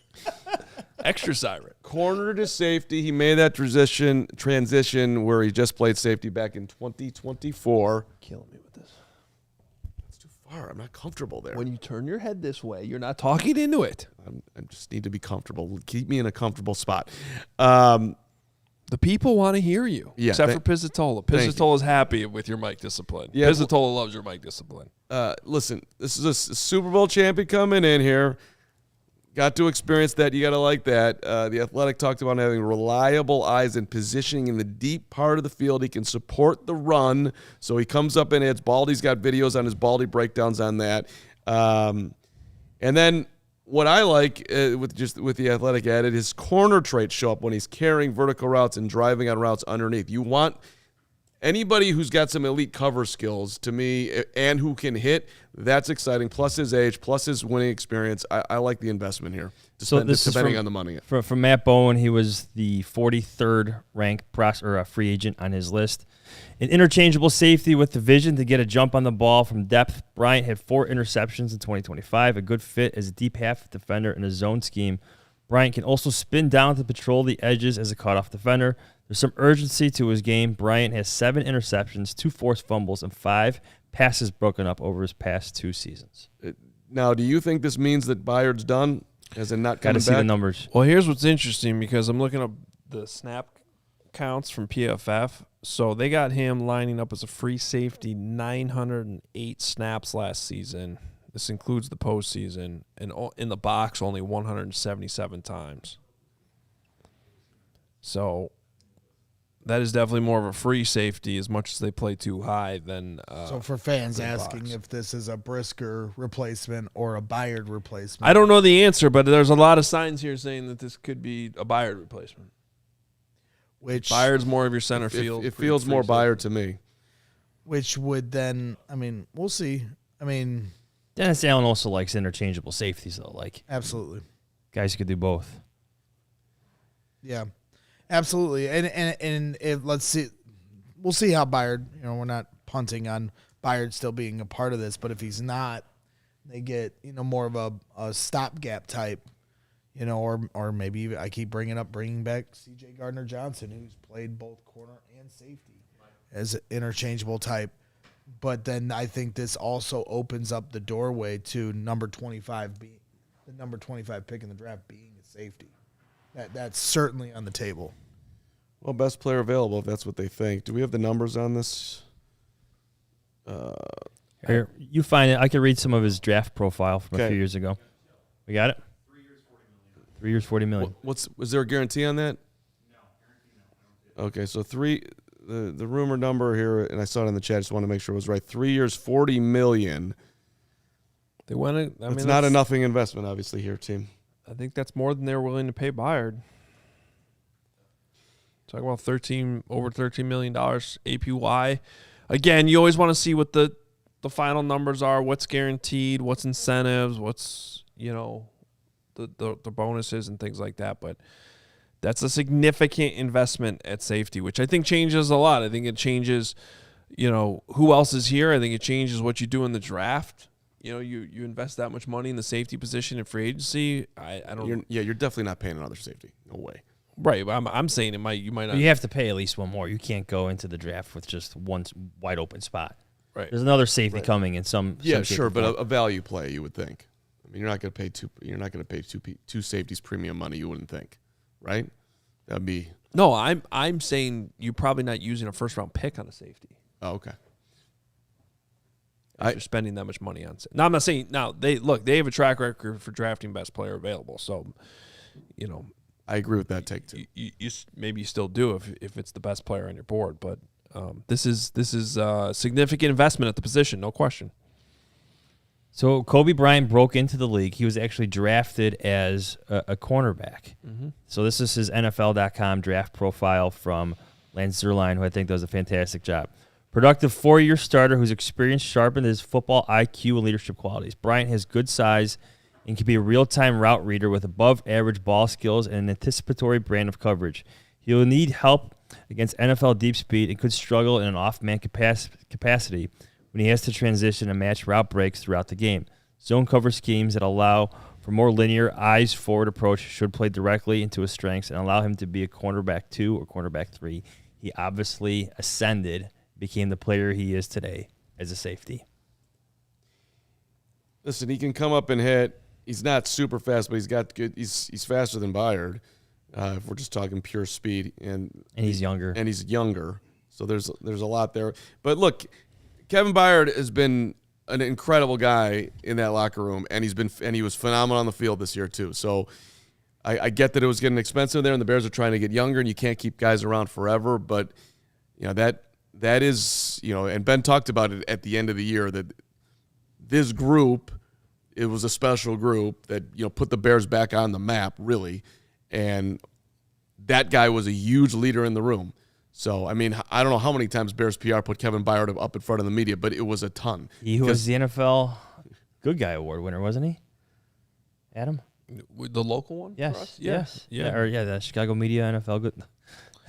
That'd be the running joke on that is those players usually don't last long after winning that award. Yeah, we were on a roll there for like 5 straight years. For the guy that won the Jeff Dickerson Good Guy Award was no longer a Bear. Has Jaquan Brisker tweeted about this signing? I'm guessing he's getting some good advice right now, too. Stay off Twitter until he's got a contract. His value,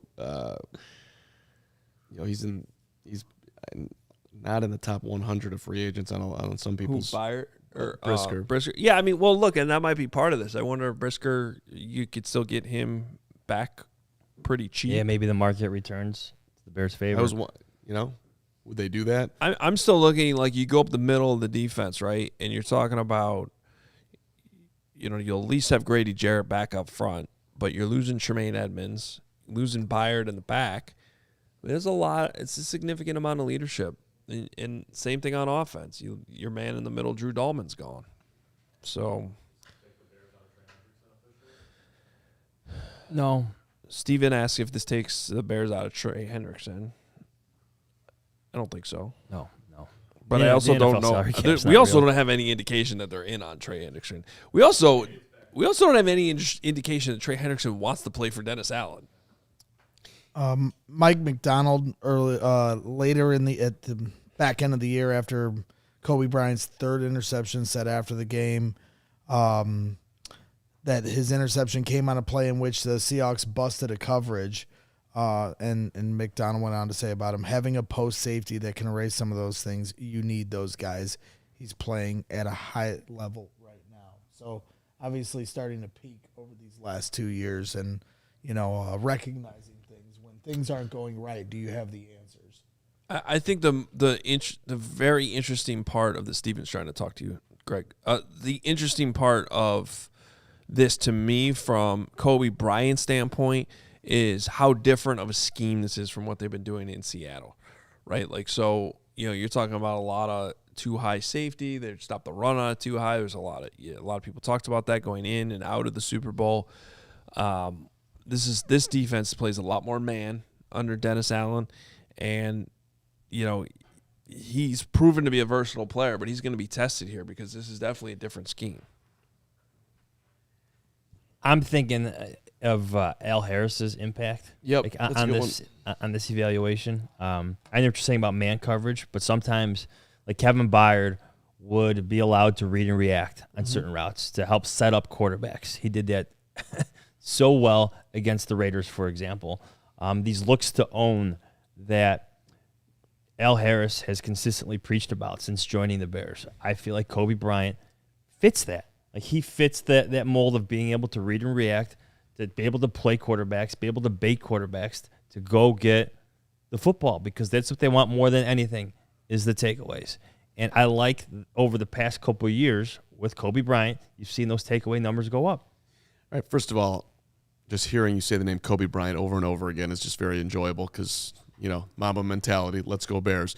I do think it's at least somewhat surprising to me that the first big money spend is not in the interior. Somebody who can either, A, get to the quarterback or protect the quarterback. That is always going to be what wins, and the Bears are making a big time invested in safety. When you're trying to be a value team, which would seemingly like the Bears are doing, identifying guys who can play for cheap at the safety position, that gives you such a huge edge in what you can do up front. And here they're making a big time investment on the back end. So I'm a little surprised. Yeah. The old everything starts up front. I mean, it's one of the more basic things to understand about football. If you can't get to the quarterback and you can't protect the quarterback, you can't win at the game of football. So, I got to go back and study Kobe. But the first interception that I saw him make, I could have made that play. They throw it right to you. I'm not going to give you a whole lot of credit for that. I mean, Kevin Byard made some ridiculous interceptions this year where he's diving after balls. Those are big time plays. We'll keep. I'm not saying that he hasn't done that. Cornell Bryant or whoever. Go ahead. Sorry. Byard diving for interception? That Kobe Bryant can't do that too. Oh, yeah.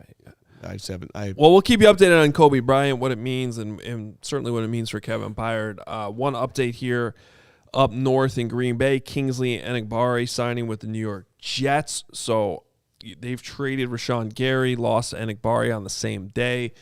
They also sent Colby Woolen to the Colts the other day. So their D-line is basically Micah Parsons. And they're the type of team that doesn't splash in free agency ever. Yeah, I always hear Packer fans complaining about that, and they're definitely the draft and develop quintessential Well, they were, and then team. they gave up the farm for Micah Parsons. Right. So then they have over $100 million tied up in Parsons and Jordan Love, which is what we talked about. Now you're seeing how that creates problems. I mean, their defensive line is extremely thin right now, and they're going to have to address it a lot in the draft, which they don't have a first-round pick. So you say the Packers are dead? Dead Packers? I mean, if they wanted to cease to exist, that'd be fine. Yeah. Whoever just put in the chat that Neville Gallimore is Granville Waiters, for anybody who gets that reference, probably only me. But the Iceberg had it. That's an outstanding job. The only guy who was bald in college, playing college hoops, and then played for the Bulls. Granville Waiters. We don't know the exact money, so I don't know how much, what dollars are, how they're going to convert it. But it's kind of wondering, how much money do they have available right now? Where are they at exactly? Well, right. So that depends on how this contract structured for Kobe Bryant, which I assume will probably be a relatively low cap hit in 2026 to continue to give them flexibility. You can, spread the signing. Usually bonus with all these deals, so it's a 3-year deal. The first 2 years are going to be guaranteed, and the third year teams can usually get out of. Right. So figure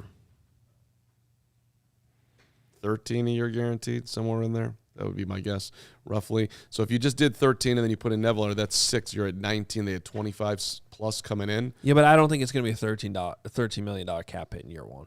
Okay. Because you can spread the signing bonus out. 8. Yeah, I was going to say maybe half. So maybe they have half their money left. Let's go with half. All right. Okay, Pauls. Hit the like button. Kobe Bryant, greatest name in the history of Bears offseasons, is a Chicago Bear on a 3-year, $40 million deal. We'll continue to react, and there's a bunch going on elsewhere. But first.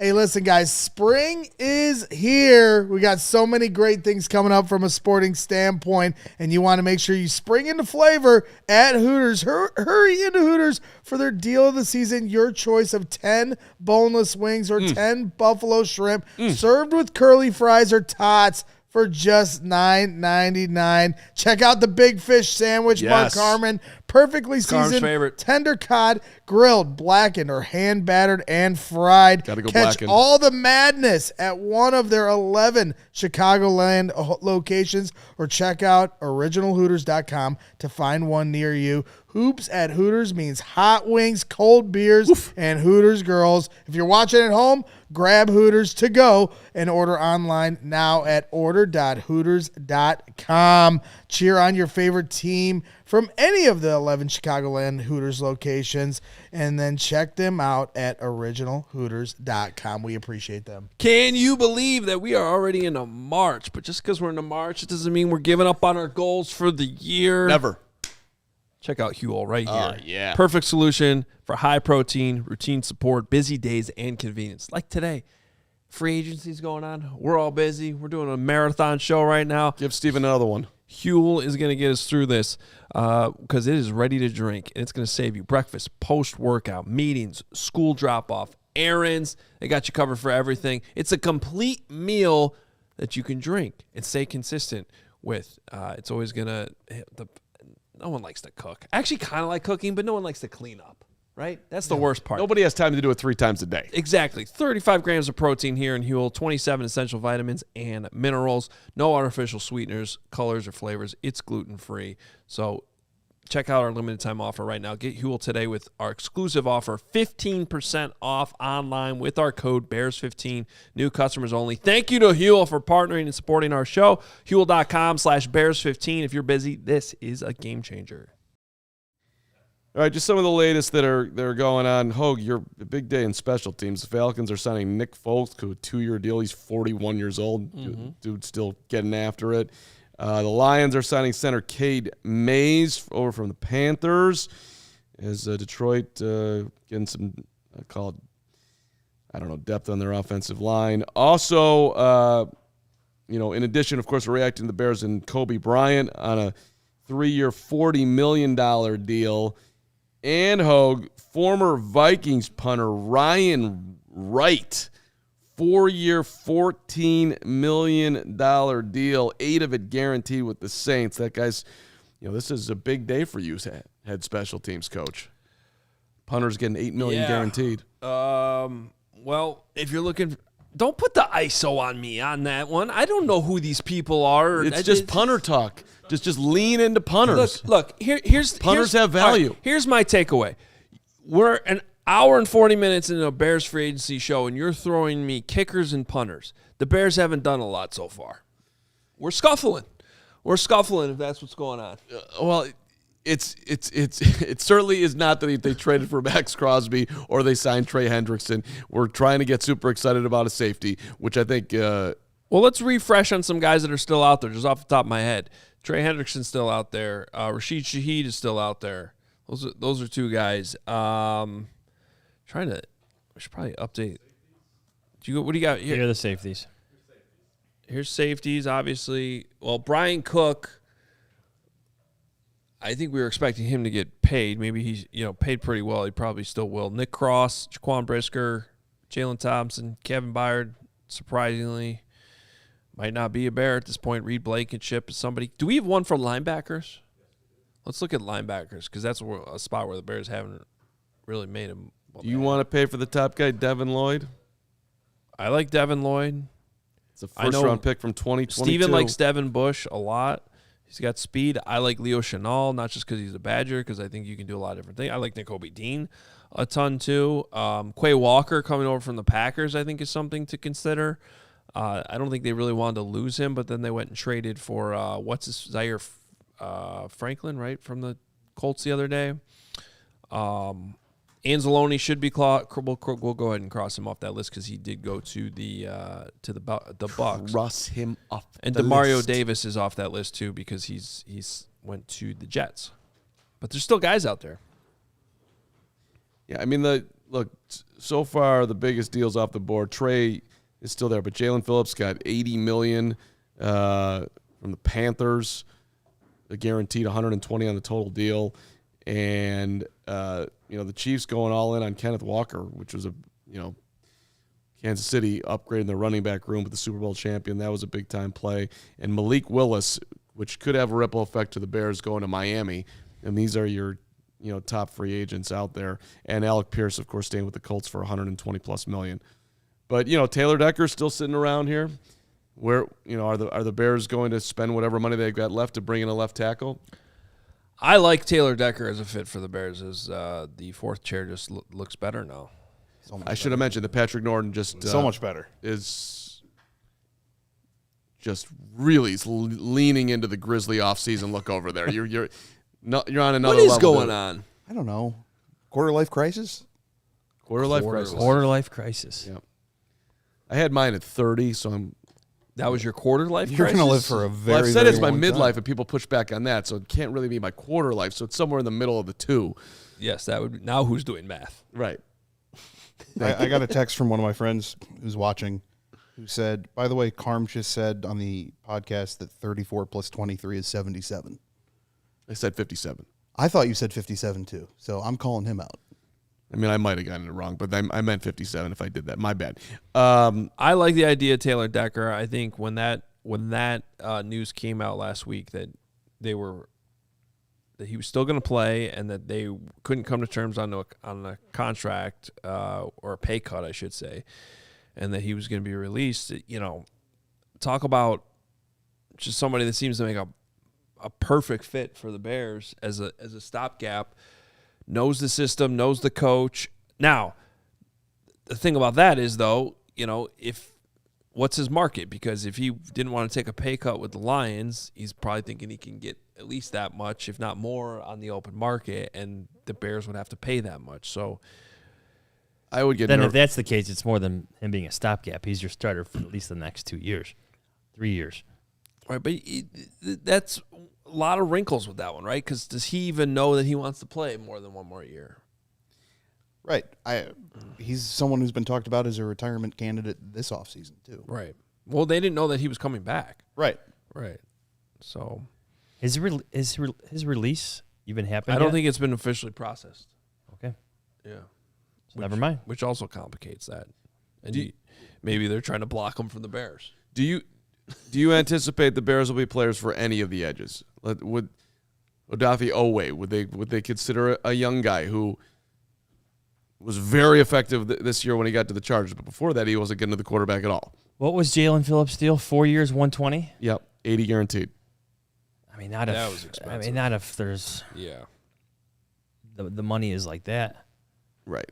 So you're talking about drafting and developing a third rotational player at edge to go alongside Montez and Austin Booker, and maybe a drop of Shamar Turner if he can somehow get healthy and be an impact player there. Okay, we got a big one here. Steven hit that. It's not the Bears, but we have where Tyler Linderbaum is going, and it is for massive money. The Raiders are giving Tyler Linderbaum a 3-year, $81 million deal. That's $27 a year. So the previous high for the center market was $18 million. Yep. So that would be 33% more, because I'm officially the math guy on the show. Wow, that's all in on Bradbury. Now you know why the Bears made the move. It's insane. Yeah, I mean, I think it's too bad because Linderbaum, I don't know if he's worth that much, but he's really good, and you get what you pay for at the position. I think the Raiders are going to love having Tyler Linderbaum. I think they're going to love him He's going to be perfect for Fernando Mendoza. Yeah. So it's interesting, too, because last week we were talking about what the number was going to be, and we talked about if it got to 24, 25, and Hoge, you were like, I don't think it's going to be that high. And then I saw somebody speculate today that it'd be a 4-year contract, closer to $19 million a year, under 80 for 4, and now he gets 3 for 81. Wow. Yeah. And so and also, you are partnering him with your number 1 overall draft pick, get him off the ground. Yeah. I think that's part of the reason, clearly, why they made that investment. I am all for players getting their money. I am all for investing in the center position because I feel like that's often overlooked on the offensive line for whatever reason. And I know how important that position is to Ben Johnson's offense, how much he requires and demands from his center. But that just seemed that's too rich for the Chicago Bears, especially when you have to project like your next contract, your next big contract, which is going to be for right tackle, your second team All-Pro in Darnell Wright. Like, you have to start spreading out this money a little bit, committing $27 million per season to your center. It's a decent draft for centers. Yes, too. yeah, knowing. Yeah. But this is I think it just increases the importance of the Bears finding a center in the draft because right. I don't mean to keep coming back to this, but it just points again to how big of a bummer losing Drew Dalman is, because you had a guy at a $14 million cap hit who was giving you Pro Bowl play. You know what I mean? Like, so you were getting a major bargain. Now you throw Tyler Linderbaum's contract into the center market, and you realize that Dalman was basically costing you half, but was a Pro Bowl player. That was like, imagine Dalman hadn't retired, how good his contract would look right now with Linderbaum signing this deal with the Raiders. And so in a unfortunate way, it makes you feel even worse that that you don't have him anymore, because now you're scrambling with Garrett Bradbury, and I think and it was kind of a I'm sure the Bears got an indication of what the Linderbaum market was going to be. I'm sure they sniffed around when they got the news last week about Dalman. And that trade on Friday from Bradbury, I thought was an indication. We all took it like, hey, they're probably not going after Linderbaum now. And now you see why. Like, they had to pivot, and McGovern re-signed with Buffalo too. So all of a sudden, your options were pretty limited. You had the Raiders not picking up the 5th-year option on him. He gets $7 million more than you were going to pay him, right? Well, I think that would have been it would have been. Oh, okay. So it's off the whole line. My bad. He's a Pro Bowler. The 5th-year option would have been 25 something, and now he's getting $27 million a year. But that's over the course of 3 years. And let's see what the guarantees are here. $60 million guaranteed. Well, so the thing that's also, I mean, the rest of the NFL right now, GMs everywhere have got to be puking basically, because how hard it's getting to construct a roster. You're paying centers a ton of money. Right. Guards are getting paid huge money. The tackles are getting paid. Edge rushers are getting monster dough. The quarterback gets paid. No one's cheap. The corners. I mean, it's just you. The path to being successful is getting harder and harder, seemingly by the day. Draft and develop. It's more right. important. Which is very hard. More important than ever, because these rookies aren't getting paid anything compared to these free agents. And to touch on it again, you can do everything in your power correctly and then still have a player retire a week before free agency starts. Look, I think there's just very few free agents that you know are going to be good, right? Like they all carry some risk, but I think Linderbaum falls in that category. It's part of the reason why I championed the Tooney trade so much last year, because, unlike the Jonah Jackson trade, I knew Tooney was going to be good. Like, you just look at his whole career. Hall of Famer. There was like almost no risk to it whatsoever. And I do think Linderbaum is in the same category of a guy that, look, the Raiders are paying an insane amount of money, but I would find it hard to believe that they're going to regret this contract. Now, they might regret some of the money. They might regret the price a little bit because it's just so much more than the next center. But he's going to be a really good player for them. Hit the like button if you're glad the the Bears didn't spend $27 million on Tyler Linderbaum. Look, But you're the Raiders. You're going to overpay anyway, right? Like that's just part of the position you're in. But you know what? They're doing what the Bears did last year at a cheaper rate, right? They are giving Fernando Mendoza a hell of a coach in Clint Kubiak, and they're giving him the highest paid center on the market, which is what Drew Dalman was last year. Now it's completely. Well, that's the brilliance the of the Drew Dalman deal. He didn't reset the market. Didn't surpass. That's true. Who's Creed got that? Humphrey. Creed Humphrey Creed at Humphrey, 18 million. This went over. I just meant he was the highest paid Yes. center in last year's market. Yeah. That's a funny comment by Amguag. What's up, Amguag? We shouldn't have gotten rid of Cody Whitehair at this point. Bring him back. That guy had value. Is he still in the league? No, I think he's out of football. He's out of football. He's doing good things somewhere. Another Kansas State center, though, in the draft. Looks pretty good. There you go. I'll find his name at some point. I'm just thinking about it from the Tyler Linderbaum perspective for a second. Let me get this straight. You're going to give me $27 million a year, $60 guaranteed. I got to go play for the Raiders, one of the worst franchises in football who never wins. I get to live in Vegas. That's sweet. I'm mentoring a young quarterback. I'm probably not going to win for 3 years in the middle of my prime, but I still have maybe a back end of my prime at 28 where I can go and go play for a winner. That's where the money talks. It's why the Raiders had to pay him $27 million per season. They had to be the only team flirting with that number. I would imagine. The market at that robust of a number had to be very slim. Who else was in that? I mean, I'm just shocked. He was rumored to like 4 teams, man. A lot of, the Ravens wanted him back. Not obviously at that number. Sam Hecht is the Kansas State center. Let's talk about Connor Lew for a second. He's the center from Auburn. Okay. Probably the top center in the draft. I don't know if he'll be available if the Bears want to use a second rounder on him. I think that he'll probably go before the Bears are on the clock at 57 is their second pick. His player comp in Fran Duffy's draft guide, none other than Drew Dalman. The Lou Dog, Connor Lew? Connor Lew. The Lou Dog. The Lou Dog. All right, I'm in on the You guys want a Kobe Bryant scouting report? Yes. So this comes from my guy Patrick Tien. Does a great job coaching special teams at Carmel Catholic and is a massive Seahawks fan. Congrats to him on his team winning the Super Bowl. I asked him what his thoughts are on Coby Bryant going to the Bears. He said, I really like him. Nose for the football. Good tackler. Always around the ball. I think you guys will really appreciate his peanut punch ability. Okay. Finds the ball. It's getting interesting there for a second. Yeah. I like his. Look. Not his nut punch, his peanut punch. I got it. Look, if you're spending $40 million on a safety, he better be good. That's all I'm saying. You can't miss on that one. He better be nails back there. So, again, young, fast, covers, hits, Super Bowl champion. Okay. You just have a lot of needs. Like, you going to pay a linebacker now? You going to...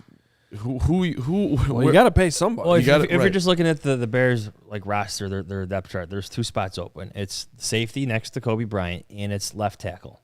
That's it. Like just in terms of starters, you could project the Jackson. You putting Jamarco Jackson in as a Yes, starter? right now. I'm not sure the Bears are, though. Yeah, right now. Well, who else is your other option? Noah Sewell's hurt. TJ Edwards. Well, he's going to be on the field together. Well, he's putting TJ Edwards in there as a starter. Yes. Yeah. He'll be ready for training camp. Yeah. So left tackle and safety next to Bryant. Yeah. I think they need another linebacker. I think they need another linebacker, too. Yeah. You could do it in the draft. Rodriguez. Yep. Maybe they got a guy they're eyeing in the draft. How about from our guy Brad Spielberger here, writing a true market reset at center. The previous record at center for average per year as a percentage of the cap. This is what I was doing with the edge rusher position on Friday. The previous record for center, the percent they take up of the cap, 7.4%. Linderbaum goes up to 8.96%, and it's only a 3-year deal. Probably one of the biggest market jumps of all time, certainly in modern times. We tweeted out, by the way, I'm sorry, it's a slight left turn here, but we tweeted out, Coby Bryant posted this to Instagram, and they're showing the money counter from, I think, Scarface. As that's what he put on his Instagram, is he just got, like, what a moment in time. I like it. Well, he's a 4th-round pick. So, yeah, you talk about a jump up in So that's a career, you know, like, you think Tyson Bagent was life-changing money. This is... Well, it was, and he cried. But this guy's Right. this guy's like, forget about life-changing. This is generational, I could live like Scarface changing money here. Push it to the limit. Yeah. right, Well, hopefully not completely like Scarface, but Yeah, great movie, but Reloaded, yeah. take the drugs out of it and live your life. And the other thing. yes. A lot in there. Go, Let's not have any little friends to show everybody. yeah, just go buy You know? one. Hey, listen, he was buying nice cars and whatnot. Go do that. Although, you know, hey, money in the bank is always a great play. But I do, you know, it's interesting too, just the human side of it. You've been grinding your whole life, right? You get to this point, you get paid to that extent. Not everybody is going to be, man, I can't wait to go lift weights and do jumping jacks and everything else I got to do to be great once that cash hits. Because, okay, I just did it. I've done it. Well, it's human nature. Right. It's human nature. And I'll quote Ryan Pace. So spare me, I know. But Ryan Pace used to call it, how did he describe it, Adam? Treacherous waters of free agency. There's always that unknown, and you're looking for these touch points with players, like whether that's your defensive coordinator coaching Cam Jordan or something like that. You look for those connections. You look for those relationships to kind of offset the risk of spending all this money on players you're not fully aware of everything about. So there is risk involved in free agency. You can't buy your way out of trouble. And one thing that'll be interesting to hear when we get the chance to talk to these guys once they sign, and we hear from Ryan Poles later on this week when everything's official on Wednesday. There's a new rule this year that I actually did not know about until Pelissero put this out yesterday, that they can spend an hour on Zoom now with these guys. Yeah. You know, which they couldn't do before. They could only that talk helps. to the agents because nothing was official till Wednesday, and that was one of the awkward parts of this 48-hour window where you're having guys make life-changing decisions. without actually talking to the team and the employer that they're going to go be paid by. It's pretty weird. But and I think that leads to some of these mistakes that are made, maybe both ways too. Players might regret.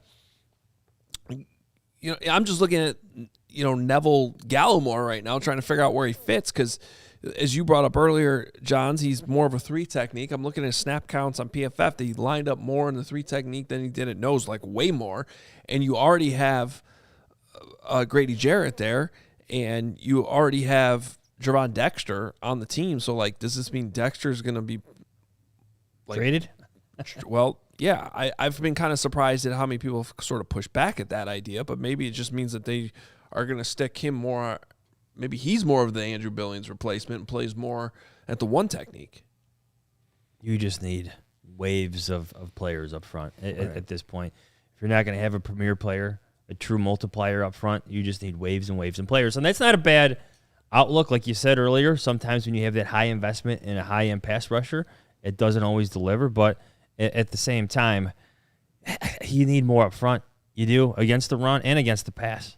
It's underwhelming at this moment up front. Travis Etienne is signed with the New Orleans Saints. I don't know how serious of a candidate he ever was for the Bears, but it was certainly an interesting running back name that was out there. Going home. He's from Louisiana. Yeah. So getting back to kind of what I was saying is it'll be interesting to see how many of these players that the Bears sign actually, if any, spent time on Zoom with the Bears. And is that having any impact on, maybe how slow this is going so far? Does somebody like Trey Hendrickson, who probably knows he's got leverage and maybe a little bit extra time here, does he want to talk? If you're from the player side, does he want to spend more time talking to some of these teams? I'm trying to think logistically how that's even possible. You talk to, these GMs, how much the bullets are flying. Do you put your coaches in charge of those Zoom calls? Your assistant general manager on who's making the phone calls? I would imagine it's almost like a combine interview, albeit 45 minutes longer. We're good at math today, but I think you need different voices. You need the position coach, you need the offensive or defensive coordinator, special teams coordinator, if that's the case.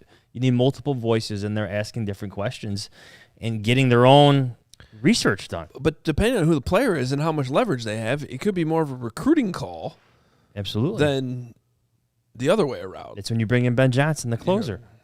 Ben Johnson's the closer. Who else would be? Well, I think he's the opener, the closer, and the middle. Do you Doing want it this, all. Do you want this guy? Complete game. I mean, he's knocking on the door. This is who I want. This is why I want him. Let me talk to the dude. Yeah. Close the deal. I mean, look, every move they make now, you just feel a bazillion times better about because Ben Johnson's in the room. And I thought it was interesting that Poles, said in Indy about the way the coaching staff is evaluating players and how good of a job they're doing that. I mean, I don't know what the previous coaching staff was doing, but I don't think they were doing a great job at that. Former Giants wide receiver Wan'Dale Robinson signing with the Tennessee Titans, reuniting him with Brian Daboll. Good job by the Titans for waiting 2 hours to let that one get out, because it was very obvious in the reporting that he had pretty much agreed to that deal this morning, if not earlier than that. So good job letting that just breathe a couple hours instead of being 11:01. Mitch gets his wide receiver 1. There you go. Oh, I didn't think about that. That is also. Oh yeah. Okay. Cool. No. That is also why Mitch just went to the Titans. Brian Daboll, Right. because he was with them in Good Buffalo call. before Good Daboll call. took the job. Trouble in paradise for Joe Brady. That's actually. I don't know if this happened to you, John. This is kind of a funny behind the scenes story. So I know I wasn't the only one, but that offseason that Mitch left the Bears and signed with the Bills, Brian Daboll followed me on Twitter, and it was probably a month before free agency, and I was just like, that's weird. Never connected the dots. And I don't think I was the only one. I think he followed. I'm pretty sure he still follows me. I think he does. Yeah, I don't know how active he is on Twitter. But all of a sudden, it was one of those things where I'm like, why did Brian Damos follow me on Twitter? And then, like, the second free agency started, and he signed. Me and Coach Dable, you follow each other. There you go. He's getting all the news. He's probably got the notifications. He's got to from update Jahns. his profile. He still is the I don't think he's on Twitter. New York Giants coach. He's still the coach of the Giants on Twitter. That's why you can't trust that app. More on the Raiders. But as soon as Trubisky signed with the Bills, it was like, oh, that makes sense. Research. What do you got, Carm? Well, just looking at the Raiders and what they're doing. I mean, they had a center in Carm would have liked that story if he was actually listening. I was mostly listening. That means he wasn't listening. Well, first of all, my guy who I had on the list today as a rotational piece, the Chiefs are signing Kyrie's Tonga to a 3-year, $21 million deal, 14 guaranteed. 3 years, 21. Good for him. Good for him. Yeah. He was playing fullback a little bit for the Patriots. Former 7th-round pick of the Bears, I believe, right? Braggs and I had one of the weirdest interviews of all time at the Super Bowl at media night, which I don't know if we ever made the cut to play on the show here. He was kind of like backstepping away from us into another room to try to get away from us. And we just kept following him. Don't leave, Tonga. We want to talk to you more. Paid off. Well, good for him. Yeah, super nice guy. And listen, when he was here, he had moments where he flashed, and now he's getting paid big time money. So congratulations to Kyrie's Tonga, which I just thought that might be a play as a value guy for the Bears. It's enough money to hire a security guy to keep Carman. That's true. That's true. Jahan Dotson from the Eagles now signing a 2-year deal with the Falcons for $15 million, which means my guy Darnell Mooney just continues to be out there. That's basically the deal that I think Darnell might be looking at too, somewhere in there. But what I was saying is that when I started this was the Raiders had Jackson Powers-Johnson at center, and they're apparently moving him over to guard, according to Jeremy Fowler, who was on this program last week. Yeah, and I was kind of I remember when the Bears played the Raiders this year, there was kind of some questions about how they were using him. I wanted to say there was even some questions about maybe an injury he had or didn't have or something like. There was something going on with the previous coaching staff where I don't know that they were fully jiving. So maybe they view him more of a guard at this point, the new coaching staff. So, by the way, where did Greg Braggs go? I don't know. So Is he just like sad they haven't done enough, so he just left? He may have. He's back in Indiana already. I thought you were going to say Arizona. He's been in He's been in the chat. He's watching, and he's thinking about returning at some point. But he's probably waiting for the big moment when Taylor Decker becomes a Bear or somebody of that ilk. He looked at me and just goes, "I'm running out of steam," and then walked away. So. Well, he got in at 3 a.m. Apparently, I saw Luke Stuckmeyer in the chat to start the show that was the flight. He came in fresh, and look. Some of us can battle through when the chips are down, and others of us. Hopefully, he went and got a Dr. Pepper. That's probably what it is. Dr. Pepper and oranges, and he'll be good to go. Gregory is nonstop, and he will be back to regale us with his brilliance in a matter of somewhat moments. Okay. Well. Do one more break? Yeah. Let's go ahead and take our last break. And we will continue to gather the information on Coby Bryant, Neville Gallimore. That's all they've done so far, right? Can we just play the Lakers PA guy every time Coby Bryant does it? Kobe Bryant. Should we just put that in there? He said it? This is kind of close. Just that deep sound. I don't want to. Every time he makes a tackle, every time he makes a pick, every time he's in there, just to keep Kobe's name alive. Keep the Mamba out there, man.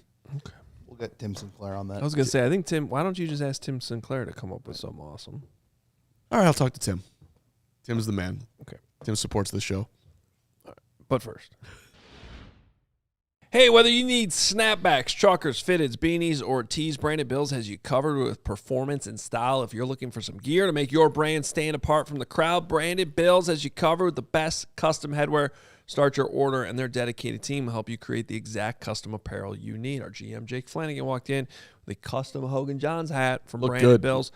And they have this partnership with 40 colleges, including 10 Big Ten schools. Carman got you this very ugly Iowa hat. Thank you very much. And I got you this very ugly Purdue hat. They're not ugly. The logos are ugly and the teams are ugly, but the hats are amazing. And I, because I don't like either of those teams, just went straight Chicago here. There's the Chicago flag. So head to BrandonBills.com and use code BBCHGO to get 15% off your first order. By the way, they have a ton of Big Ten schools, even the cool ones like Northwestern and Wisconsin. Go Cats. You can get those as Big well. game tomorrow. Again, BrandonBills.com. Use code BBCHGO. You get 15% off your first order. And a shout out to our friends at Ray CDJR. New vehicles are in store at Ray, Chrysler, Dodge, Jeep, and Ram. And this is your chance to score a great deal on the Declaration of Deals sales event, Gregory. You go right to Ray CDJR on Route 12 today, and you choose from a huge inventory, new Chrysler, Dodge, Jeep, and Ram models. And right now, Hoger, you get 0% financing for 60 months. How many years is that? A lot of years. 5 years. There you go. He graduated high school. Don't worry about it. Plus, you can shop over 125 vehicles priced under $20,000. The friendly team of brand experts are the team at Ray CDJR. They're here to help you during each step of your car shopping journey. Don't miss out on the Declaration of Deals sales event for huge savings on the new models. For more information, go to Ray CDJR today on Route 12 in Fox Lake or online at raycdjr.com. Serving the community since 1963. Bang, bang. All right, shout out Tim Sinclair in the chat watching the show on cue. How about that, Hogue? Get back out here. Penalty flag, Carm. That's a Challenge flag, Carm. That's a challenge flag. This is the challenge flag. My bad. You've been challenged. No. Well, Tim took the challenge and he knocked it down, so you can expect to hear that at Soldier Field next year. Kobe Bryant. He'll do better than that, I promise. I guarantee he will. Carm's fan club president is in the chat here, Steven. When that guy comes, we got to get him. Oh, can you hand me my Dr. Pepper over there? And you know what? Yeah. Okay. How about we not break the mics? That's I'll get Xfinity. Yes, you were correct, sturdy. Johns. I got a Diet Dr. Pepper. Nothing recharges me better than the great taste and freshness and coolness of a Diet Dr. Pepper. Fresh. You get a little taste plug, see how they like it, and then maybe they jump on board. You never know. Just like Taco Bell? More importantly, Taco Bell's in the All City family. Shout out to Taco Bell as well. And yeah, I am running out a little bit of steam. Thank you very much. got in at 3 a.m, huh? We were supposed to get in at midnight, and then our flight got delayed like 2.5, 3 hours, which was rough. And then I'll have you know, as the company man that I am, I was offered, hotel rooms in the area, and I didn't take it. I said I will go home, and we can save our money here at this fine company for better use of budget. And so here I am. Very nice offer and a very good job by you. Thank you. You're welcome. And I'm glad you're here. And you look great. And Carm's fan president wants to salute you too for his $10. I love you, Carm. First time I could catch a live show. Being the president keeps me busy. That was partly for you too, Gregory, because I know that you love me. Maybe for all you know, that was me sitting in my truck in the garage creating a burner account to make you feel better. To make up for calling you a big idiot last week. That was nice. As Braggs went full Pizzatola. You were in the garage. Were you taking a nap? No, it's just I went down to get a drink, and then and then I was watching the show, and then I was trying to see if a player of the Bears just signed to come on the show. If I'm being honest. Okay. Fair Which enough. one? Our guy Neville. Oh, okay. Neville. Neville. Isn't that what I said? You said Neville. Okay, I'm sorry. I don't know if that's what I said. I don't know. When I talk, I don't listen to myself. All right, we'll see. Hit the like button to get Neville on the show with us right here. Bears. I thought that's what I said. Maybe I didn't. I blacked out. It's all right. Hey, all right. Supers. Well, that's Supers. Okay, Supers. fine. $5 more from Chevy Wellington, who was in a fight with Greg Braggs. Does anyone else think it's weird? We've been trying to get a real deal defensive tackle since Poles and never have from Larry to Grady. Never got a run stuffer. Chevy, I don't think anyone's I going to agree with Chevy on this Yeah, one. no one's going to. I was going to say no one's pushing back on that one, my friend. Another $5 from Chevy. I know Billings looks like a one tech, but I always had way higher pass rush, very bad run grades. It's weird. We think he is, but yeah, not a run stopping one. I don't know, man. That one I'm not so much in agreement with. When he was going well, he was a problem in the middle of that fine defensive line. Yeah. Chubba Wub, $2. BJ would ship him to Dagestan if Carter cost a win. BJ. Ben Johnson would Thank you, Chubba Wub. Read it now that you understand. We're good. No, we're good. We're good. Thank you, Chubba Wub. $2 super that He goes, that I have to spend that much brain power on. no, we're good. We're good. Alex, the Bears fan, love the Kobe Bryant signing. You're a younger buyer type. Thank you, Alex, the Bears fan. Hawkeye is in here for $5. Looking good so far, guys. Hopefully sign a linebacker and Hendo. Also, chill. We whoop your ass 37-0, and your program is awful now. We ain't ugly. Go Hawks. Ooh. Wow. What was that about? Football? I think that's got to be football. Yeah. They took it to. I know, but what brought that on? I have no idea. I mean, he's not wrong. We suck. Carm fan club president, who apparently is not been just created in Braggs' car in the basement. So you lied to the people. Not Greg. I watch every day. I did do that. I said it could be. You never lied. know. Not Greg. I watch every day for Carman alone. Okay. So maybe it's my dad from up on high. I'm not sure, but thank you, Carm, for president. You're my guy. And let's have lunch and talk about all things anything.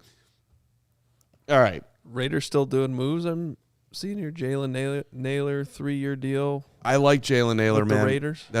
How much do they pay him? $48 million a year? 35 total. For Jalen Nailor? I like Jalen Nailor too, but he like Jalen Nailor's thing is like you won't see him for 3 quarters and then he'll come out of nowhere to make a big third down catch or a big touchdown, which has value, but I don't know. I think I'd almost rather have Olamide Zaccheaus. Did you see Neville Gallimore on Twitter, Hoge? Bears Nation, let's do it. Thanks for the opportunity. Let's work. #Bear down. I did because I saw one of many of Kevin Fishbane's retweets as he's not working. Yeah. Retweet machine. Well, that feels like shots at the fish, man. Well, the text messages slowed down, so. Yeah. Okay. What do you think? I'm a little bit bummed that the Raiders. Well, they're trying to buy their way into competitiveness, like become a mediocre football team. Well, it's a very But this quarterback-friendly receiver. I think he'll make things a little bit easier for the Rook. Yeah, I mean, I get where you're coming from. And Linderbaum's number, when that news broke while I was downstairs watching from the car, obviously is a huge number. I think somebody said the center position, you said $18 million. Now it bumps up to $27 million. But the highest paid interior offensive lineman was like $24 million. So now it's $27 million.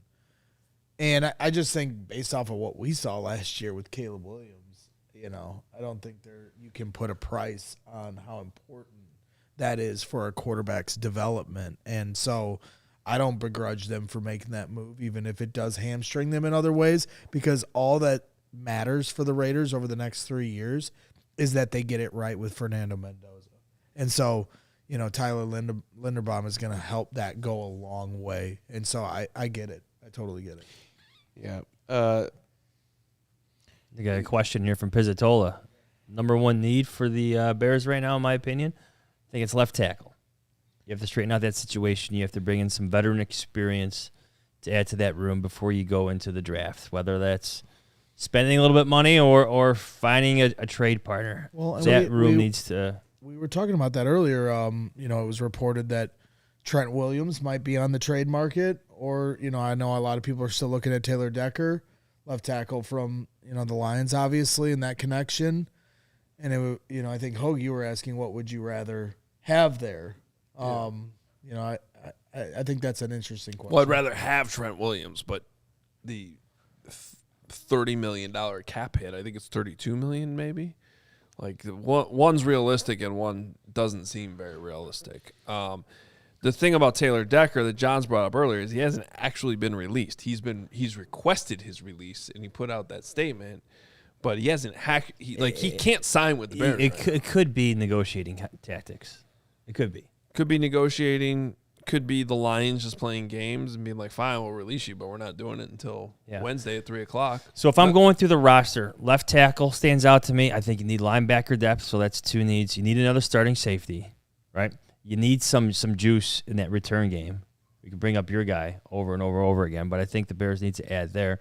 And then that receivers room is pretty light right now. There's not a lot of players in there. So I would be interested to see what type of player, what type of receiver Ben Johnson would like to add to that mix with Rome Odunze, Luther Bird, and Jahdae Walker, because you need more receivers. Well, everybody's talking about Rashid Shaheed.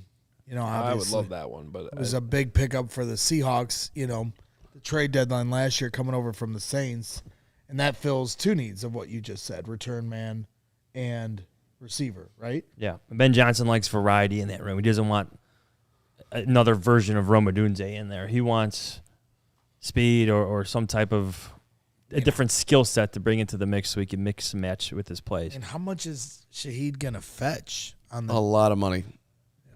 Yeah. That's his. So you can't do it then. Yeah. The rumor on that was I think it was 3 years and 45 for him, somewhere in there. Yeah, somewhere around there. Let's go back just real quick on the Decker thing. And I get that the year did not end well, and the Bears told you what they thought about Theo Benedict, and I hear it.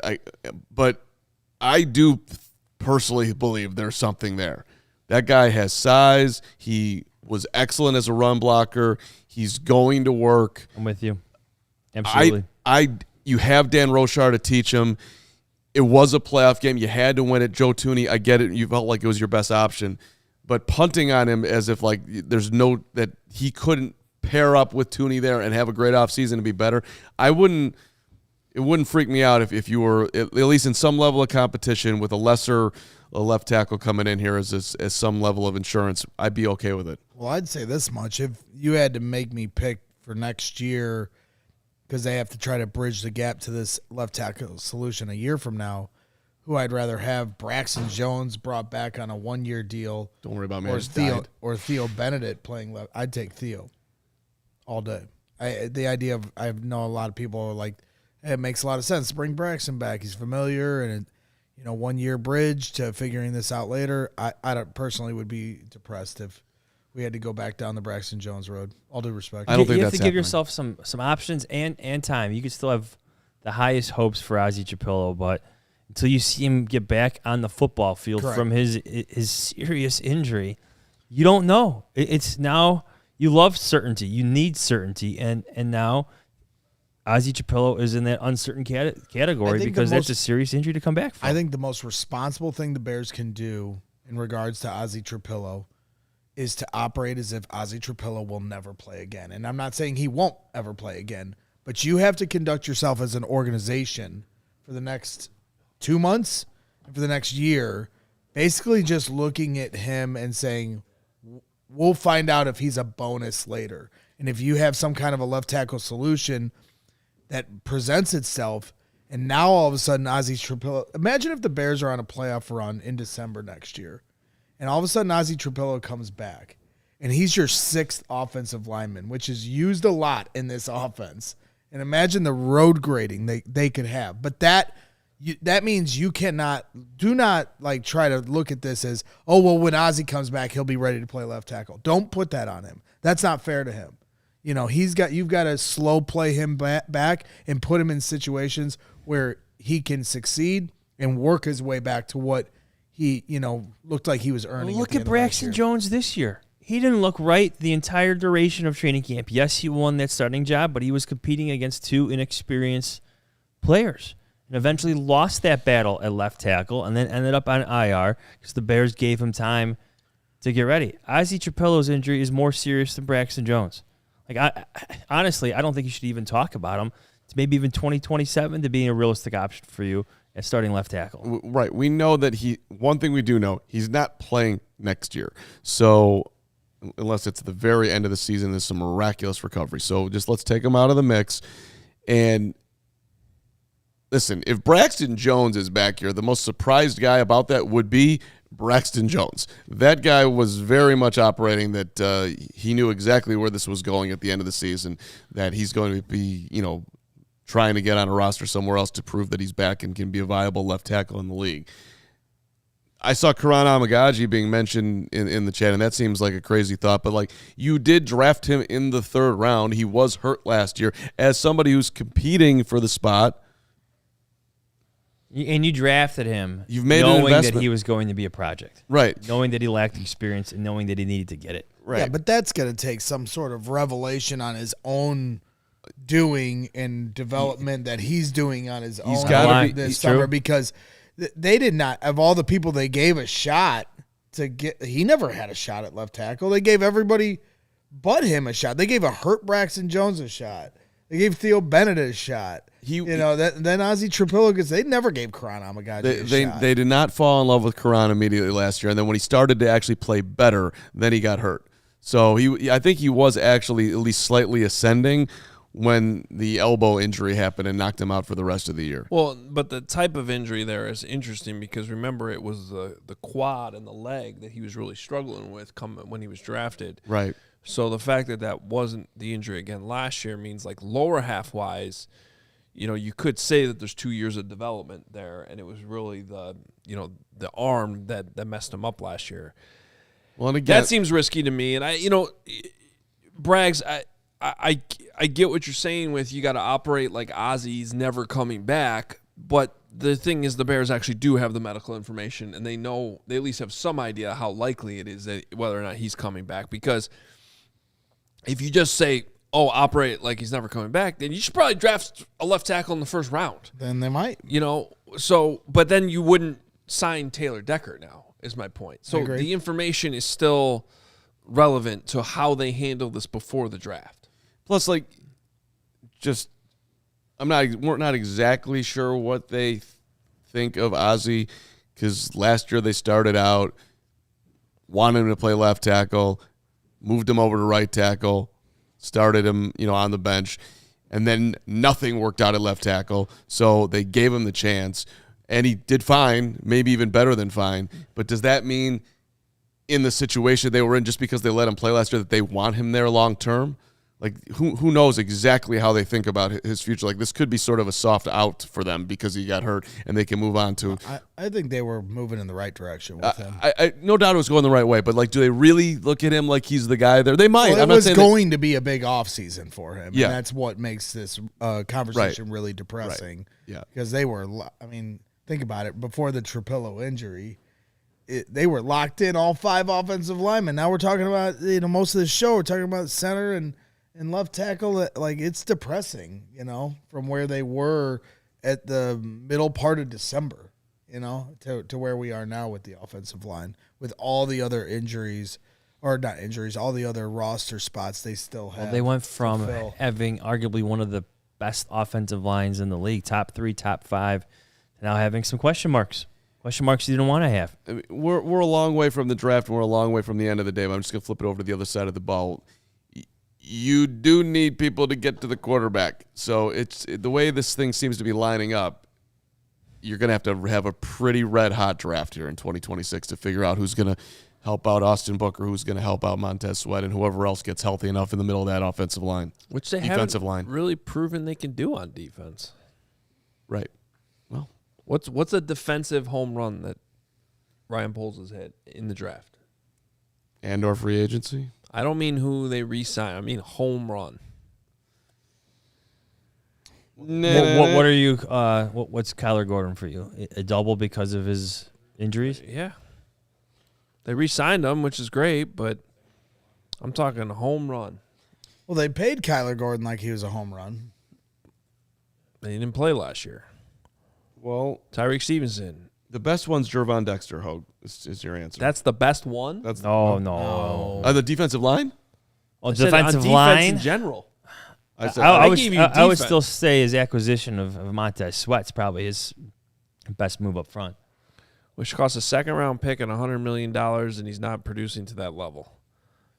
My point here is just like there's going in the draft and being like they got to have a home run draft here to help fix the defense, which I agree with that premise. I'm just saying that's asking kind of a lot based on what we have. his wins defensively, if you look at his drafts, his wins are Domrob, which is not a huge win, but I'm going to give that a win. I would say that's a single, Yeah. Booker's Brisker and Gordon. Booker's a double, double. maybe. That's a friendly double. He's on his way to second base right now. He's rounding first. He better slide head first. Dexter, single. Carm didn't get to second base until he was in college. It's not true. I'm talking about baseball. Check my. Like that. Not true. That's also not true. Were you about to say check your record? I was gonna say check my resume. You can go back. Where's to the that. resume? Check my resume. Is it on Spotrac? Okay, look it up. Where is this Is it on resume? Karmapedia? It's out there. Don't sleep on what I believe me, I was playing hurt too. This guy didn't go through puberty till junior year. It wasn't exactly an easy challenge to get over the hump, but hey, we still battled. Damn it! I'm sure there were plenty. All right, so what's Jervon Dexter? Single or double? I think it's a single. Because he's a second round pick. Yeah. And that matters. Noah Sewell, is that a base on balls? Who says base on ball? People that like baseball. Is that a walk? What's Tyreek Stevenson? Single. Single. All right. Man, Austin He's your Booker starting cornerback right now. That looked good for a while. That's like a single thrown out at second trying to steal. That's exactly what that He's is. had multiple position coaches talk about his inability to successfully take that next step to becoming a full-time starter. I like Tyreek. I hope he's back. Austin Booker, double. We give him a double on that. I think that's fair. He was a fifth-round pick. Yeah. He was a fifth-round pick, but you traded a fourth. I'm not worried about that day 3 picks. I'll give him a double. He was rounding first, getting. He's close on his way to second. second. We don't know what's going to happen, right? Yeah. That's about right. It's a double because the outfielder, Luis Robert, didn't hustle to the baseball. Yeah. And so he took second without the ball even reaching To your the wall. point, He didn't no- rip it off the wall. That's But to your good. point, no home runs. Yeah. Yeah, I mean, I want that to change. I'm just looking for the evidence. I think it's been different on offense. Certainly at times I think you look at last year's draft, there's a ton. It looks like multiple home runs with Ben Johnson in the building. But right now we're just still waiting on defense. Yeah, Bears defense, 29th in yards, 23rd in scoring, led the league in takeaways, but the two players who delivered those takeaways aren't going to be on the team, it looks like, in With a lot of- 2026. and a lot of money and draft capital spent on the defense too. That's where those numbers are pretty Diode depressing. Angbo, Grady Jarrett, Shamar Turner. We want to Steven, what do we got here? Ooh, Mike Evans. 3 years. That's got to be one guarantee. Remember, Steven doesn't have a mic. Mike Evans has signed with the 49ers. 3-year deal. That's a lot of years for a veteran guy who had trouble staying on the field last year and didn't break 1,000 yards for the first time in his career. But still, but he did. 49ers needed receiver help. Yeah, well, and he did finish healthy, and so there's optimism that he could come in and be productive. And I'm sure that's not they'll probably be able to get out after 1 year, if two the most. Yeah. I like the Right. fit, though. I mean, that's a Kyle Shanahan, Mike Evans. That works. Let's go. I like that. Again, That's crazy, though. Mike Evans no longer with the Bucs. Been there forever. 12 years. 1,000-yard receiver every single season until this past year. That's a hell of a run. That's a insane run. He's been catching balls from that's probably too much of a challenge for the show to knock down every Bucs quarterback in the last 12 years. It certainly is for me. Seriously, there's Jameis Winston in there, Brady, Tom Brady. That Josh wouldn't work out. McCown in there for a little bit, right? He was there at some point. Josh McCown, side note, at the Combine on one of the nights that we were there, he was just up by the Starbucks sitting at like 6 o'clock with a random kid who just, I think, was getting life advice from, and he sat there for like 30 minutes with the dude, just being as first class as possible. awesome. It was really like, you seem like the nicest dude of all time. He And is. by the way, you were better than Jay Cutler. That's Did what you I said. tell him that? No, Because that's something you would do. You'd be like, I did. I realize you're having this nice conversation with this kid, but I just need to tell you, you were way better than Cuddy. I said that to him once, and he kind of looked at me like, okay, get away from me. Since then, I've left him alone. Like, no. I think I was there when you did that, which might be why Mike I Glennon, yeah. just had that thought. So Mike Glennon threw the ball to Mike Evans. Mike Glennon. Oh my gosh! I mean, okay. I'm glad you brought that up, Steven, because I can remember being on it. Like these days were. I mean, I was always on the brink of getting fired of every job site I was ever on. But the days I was really gonna get fired were on free agency days because I would be on my phone Throwing all bricks day long, and my boss would get so mad at Be me. in our chat right now. And, Working. 1,000%, and. Everybody in the chat who's in danger of getting fired right now, let us know. Oh, I'm We sure got a you. lot of them are, and we appreciate it. And it's when we signed Mike Glennon to a We'll hire you if you get fired. 4 years, 3-year, 45 3 million. years, yeah. I 18 could guarantees, not, like, something you like know that. how depressing of a moment as a Bears fan that was. 18.5 guaranteed. I was so like. Started 4 games. That was like rock bottom for me because the Bears had already been bad. Really, that was like from 2014 to 20. Like that was some really bad years as a Bears fan to the point where you were almost like not even interested. And then they signed Mike Glennon. And Can you name the other players that they signed as part of that class? It was Marcus Wheaton. oh my God. He was a great dude. Really nice guy. By the way, 5 people have said they're going to get fired. Congratulations. Who was the tight end they signed as part of that class, the free agent class, from the Dolphins? Oh, Dion. Was it Dion? Yeah, Dion. It's Gary. Weird. It's weird Yeah, how I can sure. remember how to spell it. Deion Sims, right there. Deion Sims. Sims. Deion Thank Sims. you.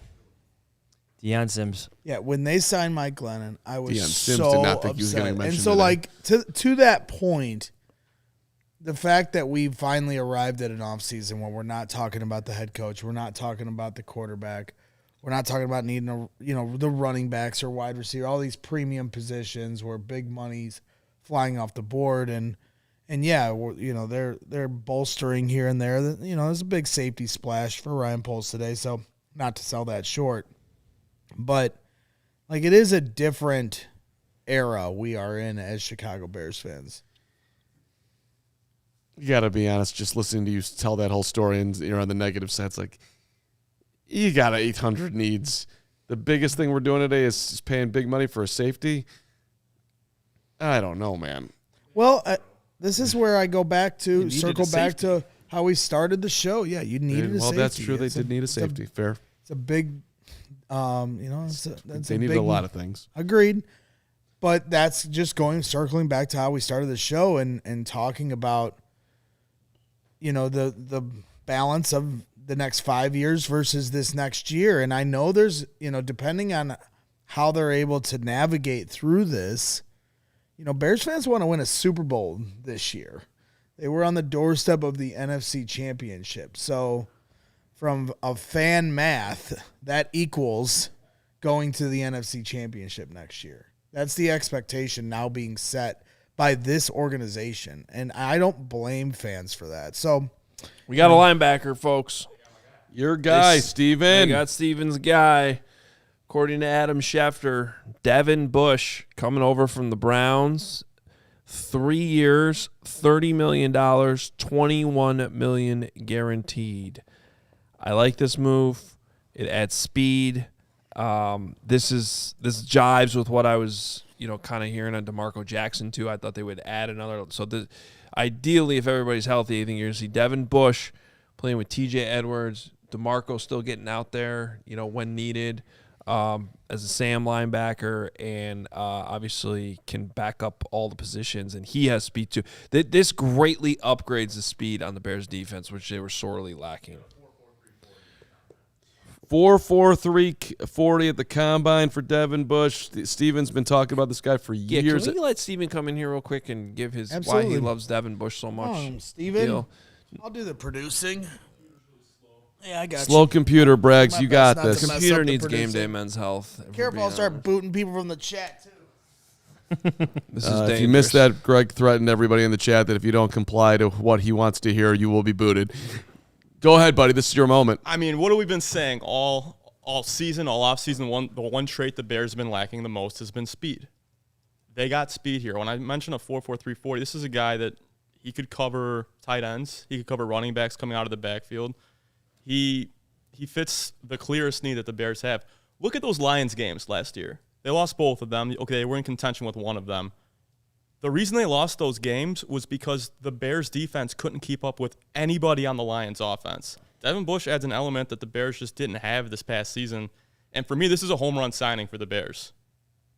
Home run. There's the defensive home run. We got one. Last year, 3 interceptions, couple of forced fumbles. 125 tackles, right? I don't know these tackle number, but that sounds.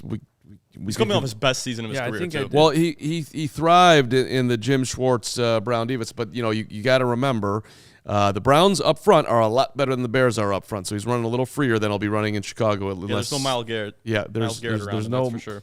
No Myles Garrett keeping 8 guys off of you, so that might be a slight factor here. So for Matt Bowen, Bush made some splash plays in Cleveland this past season. He returned 2 of his 3 interceptions for touchdowns. I like that. And had 2 forced fumbles and 2 sacks. A run and hit defender with range at the second level. Bush also had a career best 125 total tackles last season for the Browns. 10th overall pick for the Steelers in 2019. Yeah, he's been around for a minute. Still 27. Be 28 come the start of the season, whatever. He started over with Pittsburgh, ended up with the Browns. Now he's going to be on the Bears. Like this is good. This is a good move by Ryan Poles. I think when you look at like Anzalone got like $7.5 million over 2 years. This is $10 million over 3. I'm talking about APY. So a little bit more money, but significantly younger and faster too. Yeah. So if I had to choose between those two, because Anzalone made a lot of sense, connections to Dennis Allen and Ben Johnson. But Devin Bush, I think here would be my preference when you look at what the money was compared to.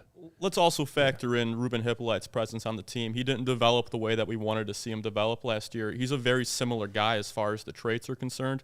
He could be a really good coach for Ruben Hippolyte, someone that develops him and like actually cashes in on what I considered an overdraft at the time of Ruben Hippolyte. He could sit back for a little bit, learn, maybe play some special teams, and hopefully develop into a Devin Bush light player. Second time in his career that he's had over 100 tackles in a season. The last time he did is with the Steelers as a rookie when he was the 10th overall pick with 109. Yeah. And then he got hurt. Yeah, he had a bad injury in 2020, his second year, and it felt like that never, I think it was a torn ACL.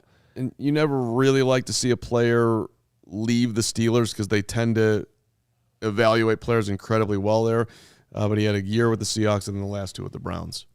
Well, he just wasn't quite the same guy after the injury, but he's still, he's still somewhat produced. I could see why they declined the 5th-year option. He went to Seattle where they were a little bit more loaded on linebackers, ends up in Cleveland, and that's where he gets this opportunity. It's some guys just take longer to develop, but it's first-round talent.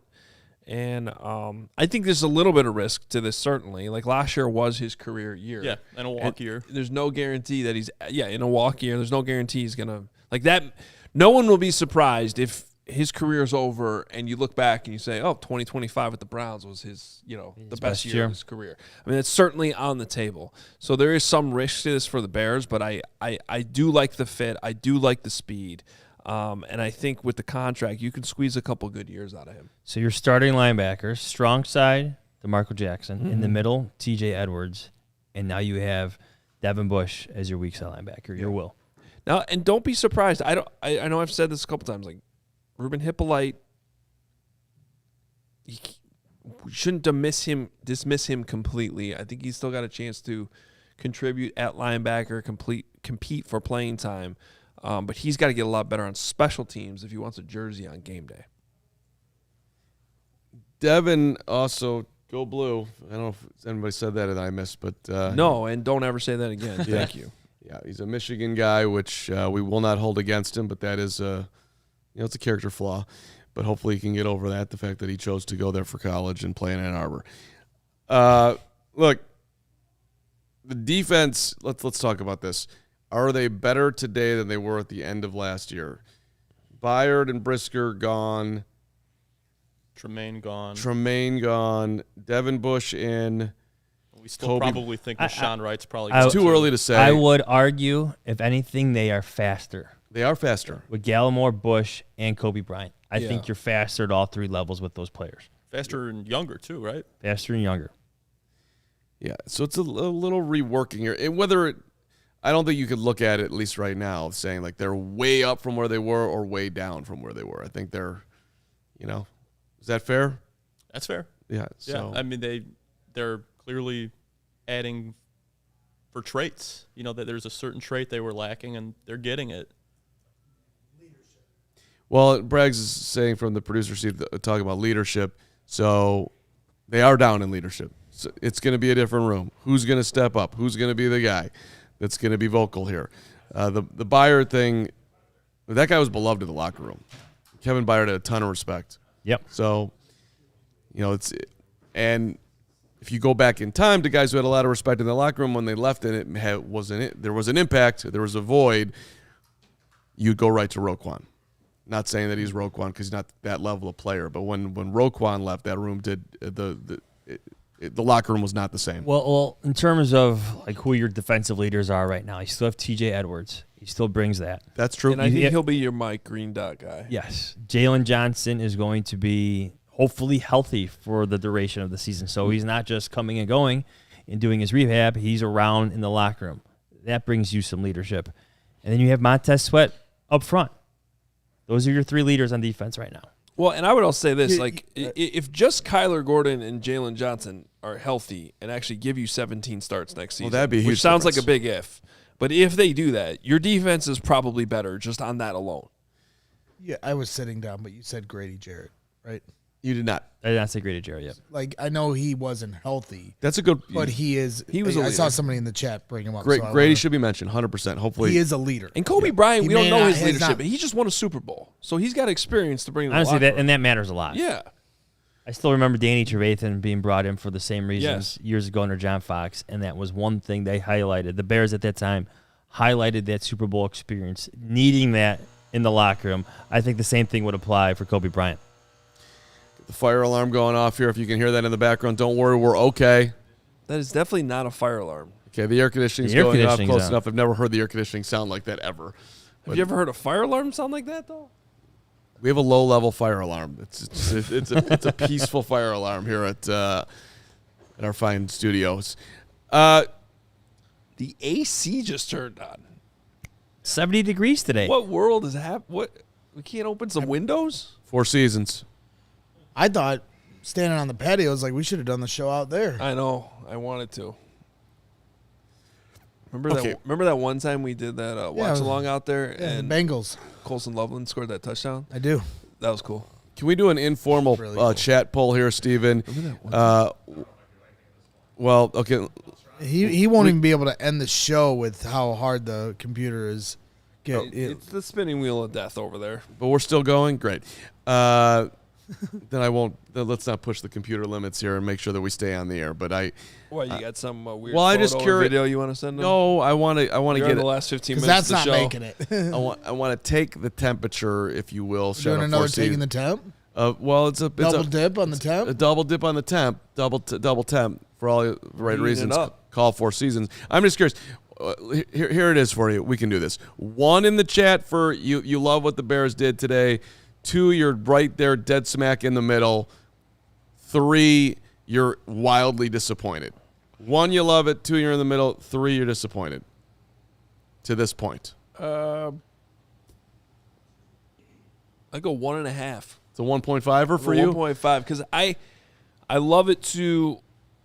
They haven't, mortgaged the future pretty much at all. I think they signed a really good safety who comes over here with a Super Bowl ring, and I like the speed they added at linebacker too. So I like how you guys just put it though. Younger and faster. Yep, That's what Poles said at the with combine. the draft still to come. And the draft is still to come. I'm whatever. I mean, now that the Bears are good again, it gets like for me, I changed kind of the way I critique the team, and I'll certainly have more blind spots now going forward because I pushed my chips all in on this coaching staff and Ben Johnson a long time ago. So they have my full support and trust. They can do whatever they want. And I understand, again, we talked about earlier, the Dio Dangbo thing. Like, all right, you got to make up for some things here.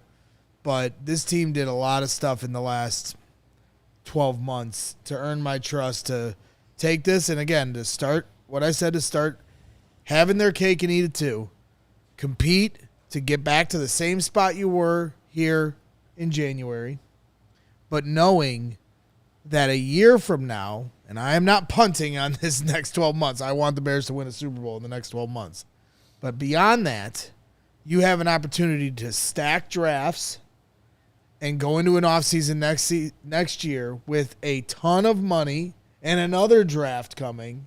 And now if you make the right moves and hit a few more home runs like you did last offseason, you're talking about a serious juggernaut type team that they could build. But there's a wait and see to all of this. What were your metrics again, Carm? I was typing something up. 1 is you love what they did. 2 is you're dead smack in the middle on it. You're not super excited. You're not super down on it. And then 3 is you don't like it at all.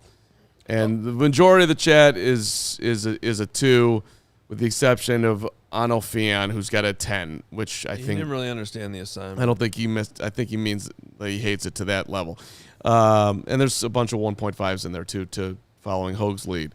So I'm a 2. Squarely a 2. square 2. Ryan Okay. Poles made it very clear that he wanted to upgrade the speed, specifically on defense of this team, and he has. He's met that goal with Bryant, Bush, and Gallimore. All 3 levels, again, speed has been upgraded. But at the same time, you do feel a bit underwhelmed because that pass rush still needs some upgrades. That run defense, I'm not sure if it's any better. I could argue that the linebackers are better, but if that defensive front is porous, I think they're going to have problems. I really do. And I think you're missing some leadership that Kevin Byard brings at the 3rd level as well. Can I give you I just want to get this in before the show's over. I just saw Tom Pelissero tweet this, and it's an interesting name. But he just tweeted that the Ravens are not tendering running back Keaton Mitchell. He's just got a little bit more juice to him than I think the Bears have right now in their running back room. Just like as a 3rd running back option, that one would just, I don't know what the market would be on him at all. But that's just one of those names that just popped up. That I'm like, I could see Ben Johnson liking that piece. Explosive athletes. Let's see. Plus, didn't he have like a big run against the Bears? Yeah, and he returned. Would you guys like some 4.37 in the 40 at the combine. Would you guys like some contract language updates? Yes, Sure. we would. Okay, my guy Aaron Wilson covers the NFL nationally, but also mainly for the Houston Texans as well. Great guy. One of the nicest people that Dresses so well. He is the best dresser at the Combine every year. He's also one of the nicest people at the Combine. Always willing to have a nice conversation with you, even if you are a little peon. And so shout out to Aaron Wilson, and he gives some contract details on Coby Bryant and Neville Gallimore. And so I'll start with Coby Bryant here. And he says, Bears, Coby Bryant, 3-year, $40 million deal, $25.75 million guaranteed with a $12 million signing bonus. Salaries at $1.5 million guaranteed, $12.5 million guaranteed. The way he kind of structures this, hard for me to like really read through this. And then $11.75 million per game active roster bonuses, totaling up to $1.36 million over the course of the deal. $500,000 the fifth day of 2028 league year roster bonus. And then Gallimore, I'll do my best to read this appropriately, so I apologize to all of you. Super math guy here. Gallimore, 2 years, $10 million, $5 million guaranteed, $3 million signing bonus. He goes on for some of the salary stuff. There's a $375,000 fifth day 2027 league year roster bonus, $1 million playtime, playoffs 2027 escalator, max APY $6 million, max value $12 million. So shout out to Aaron Wilson for some of those details. So essentially, you got a 1-year deal for Gallimore. Am I reading that right? Yep. That's all I heard. And a 2-year deal for Coby Bryant. Who's going to be deeply called out by Tim Sinclair? Coby Bryant. Which kind of fits the timeline we've been talking about here. Stop gaps. Not just stopgaps, but just like, lining things up to give you the ultimate flexibility when it comes time to have to pay Caleb Williams, Darnell Wright, which can happen actually now, if they wanted to. And I agree with Andrew Sullivan. Trade for Jalen Carter, and now you're really cooking. Off the board, Carman thought for you, Hoge, that you're going to hate. You ready for it? They won't do this. Not if I'm not. Sure, Brett. Not if I'm going to hate it. Brett, You're not going to like it. And no one's going to like it. Okay. I'm trying to think what it could be. Well, when you mentioned Darnell, you with me, Steven?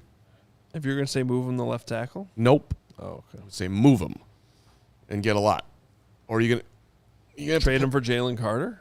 Well, and I'm more thinking about draft picks. They're not doing that, obviously. I'm just talking, like, these are the moves that you're going to those are the type of moves that you're going to have to make when you got guys like, are you going to pay him the premium money? The Darnell Wright's going to be very expensive. You're going to pay him that dough. I think they will. So you're right. I hate this idea. Yeah. Yep. You just had your left tackle get hurt in a playoff game. Your center unexpectedly retired on you, and now you want to trade your left tackle that was a second-team All-Pro. Right tackle, yeah. I mean. Yeah, I don't want to do it. You never want to do these deals.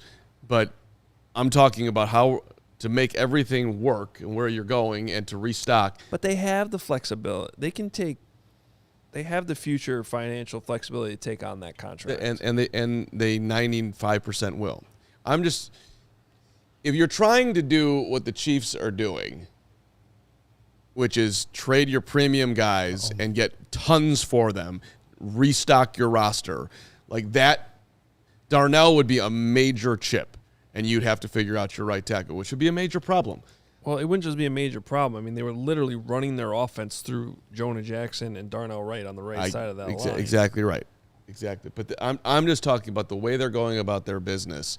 At some point, you will trade premium guys and get back tons of draft capital, and that's how you're going to have to rework your roster. I don't think they'll do it with Darnell. They're going to protect Caleb. He's right. He's an essential part of the team. I'm just trying to do the math on everything that they're doing. And right now they're doing their best to add speed and talent and also not spend top-end money. So maybe I would assume that one of the top-end spends they'll have will be for Darnell. But you could, in theory, go the other way, just throwing it out there as a conversation point. That's all. Well, but what you're talking about right now is probably in my opinion, the bigger reason why some leaks on potentially trading Jalen Carter in Philly are coming out. Right. I know a lot of people are just assuming it has to do with the character, but it's a similar conversation in a situation where they have way less future financial flexibility than the Bears do. Right. There's similar draft picks, right? 9 and 10. You know, if you're talking about this in Bears land where they do have the future flexibility, then that's why they're talking about this with Jalen Carter in Philly. And I don't really think that's going to happen anyway, but it is why you consider those types of moves. Right. Yeah, I'm sure it's been at least lightly broached over in Bearland. But anyway. I almost fell for, like I saw somebody earlier in the chat say, I'm just waiting for Braggs to fall for fake news. This is what this show is all about, and I agree, and I apologize for not coming through for you. We're more balanced in the era of Ben Johnson now, which really just takes some of the heat off my fastball. So I apologize for letting you down, but I did see a bunch of people like saying Kevin Byard this, Kevin Byard that, so then I almost blurted it out, and then I didn't. I checked my sources, a.k.a. Twitter, and nothing has happened with Kevin Byard. So you will not get me, chat. Way to go, Greg. I'm disciplined. Yeah. I'm also tired. Pat, give this man another Diet Dr. Pepper, will you? And a doctor. And a doctor, too. And a doctor. And a cigar. And a Huel. And a Huel. And Yeah. some Crown. And some wings. Ooh, wings sound good. Maybe a glass of milk. I am hungry. When's the last time you had a glass of milk over there? He hasn't had a glass of water When you in were 5 six- years. I He used said to be milk? a milkaholic, and now I don't drink milk anymore. I used to really dial into. I'm glad you dialed back. Was that a 2%? Was that a whole milk? So, like, when I was younger, it was like 2% all day. Yeah. And then Jenny really started winding me down to fat-free as we lived together. She would get so mad. I would go through like 2 gallons of milk a week. So, but now I don't drink it at all. And it used to be my drink. This of is how you're choice. trying to get subscribers? Yeah, I think it's huge. You know what? Make a 4,300 watching here. Hit the like button for the Bears' efforts so far today. We're at 106,257 subscribers. We could get to 107,000 today. Listen, you want to be here. Bears conversation 52 weeks out of the year. The Bears make any move the rest of the free agency. We're breaking in. Hit the subscribe button. Turn the notifications on. And we also cover every Chicago sports team in town. Subscribing is free, by the way. You're not paying anything. You're just becoming a member of the channel. Thank you. The chat really hated your darn outright take. Of course they did. But Nobody you wants. had to get it in before the show was over. So I respect it. Listen, I am You almost here. had a 3-hour show where everybody loved you. Nah, it was like minorly. I was like minorly passable. We should do rate Carmen's performance. 1 if you hated it, 2 if you're in the middle, 3 if you're in love with it. Go now. Let's do it. 1 for you thought I was incredible That today. was the thing about last week. I'm watching the show, and I'm just Wait, being give me a grade. 1, 2, or 3. 1, you always I'm a confused 3 on what the grades are. I got it. 1 is you absolutely loved me and everything that came out of my mouth today. You were supremely informed and entertained. Okay. 2, you were like, I normally hate him, but today was fine. 3, You flipped it, though. I'll pay thousands of money out of my bank account, even that I don't have, to get this guy See off what the he did show. there? It should have been the reverse. 3 should be you're tricking the chat into putting a bunch of. No, he did this with the other thing he did too. Yeah, It was the opposite. 1 should be the worst. 3 should be the best. I just did the same thing with 1. You love what the Bears did. Yeah, he did do the same thing. The same exact. I'm just saying it should be the other way. You're tricking the chat. I mean, you could just be a normal person to be like, scale from 1 to 10. We're correct. Yeah. Yeah. Well, you could do scale of 1 to 10 That's to the 1. thing. That's I a- give you a 8.89 overall.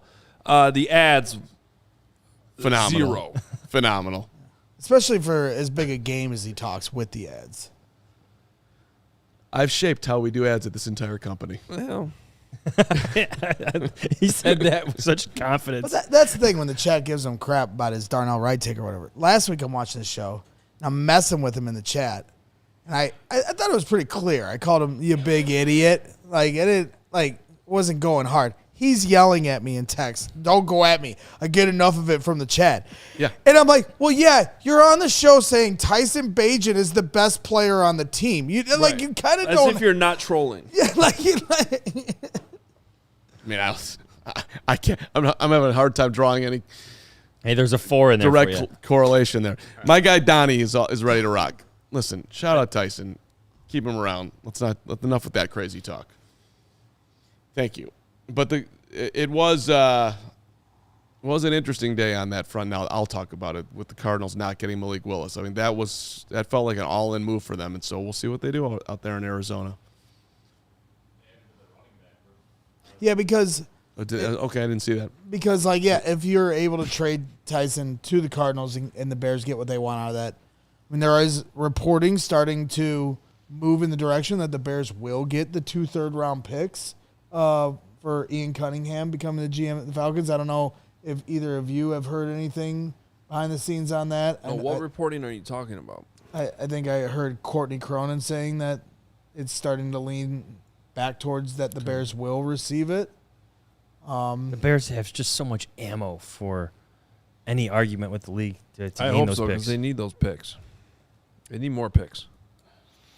So More picks. that's when we talk about reloading with this draft and another influx of youth, if they can get those picks, Bagent traded potentially. I personally don't want that to happen. I value him more as the backup quarterback of this team than the pick. Thank you very much, Carm. Good job, Greg. So that being said, if they get a pick for it, it's just more ammo. Oh, man.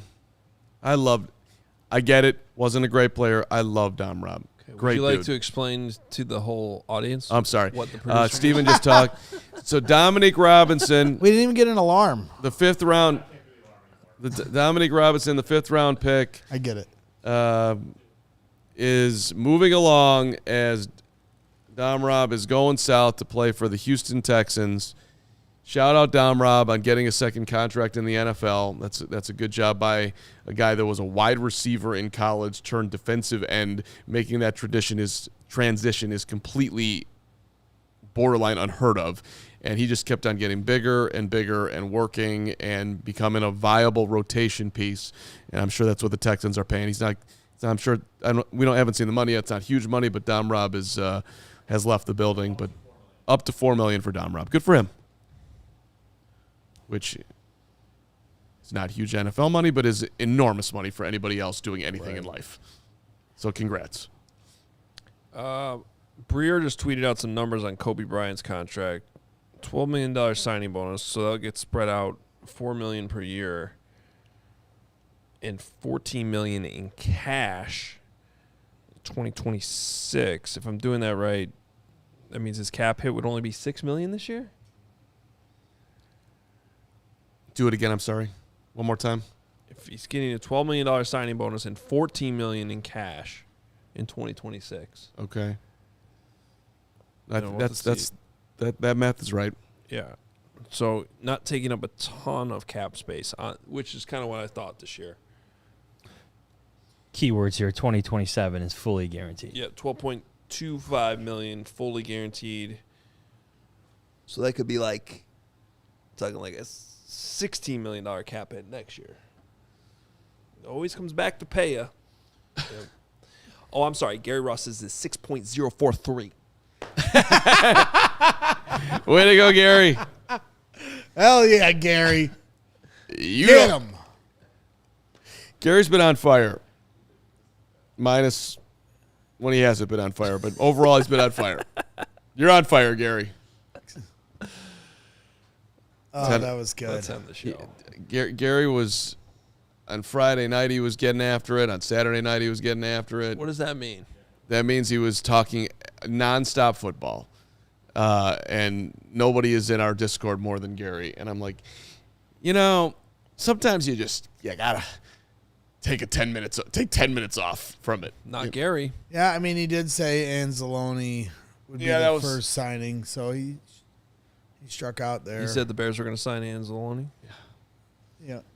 That was his prediction. He didn't. He wasn't reporting that. He was just predicting. Can I report Pizzatola for the police who's asking for people if he could set me on fire? Is that can I call up the Eau Claire police and have him arrested? The only way I think it passed the YouTube, guidelines 'Cause and he's- not blocked is because he spelled set wrong. He probably did. So it He probably did it on purpose.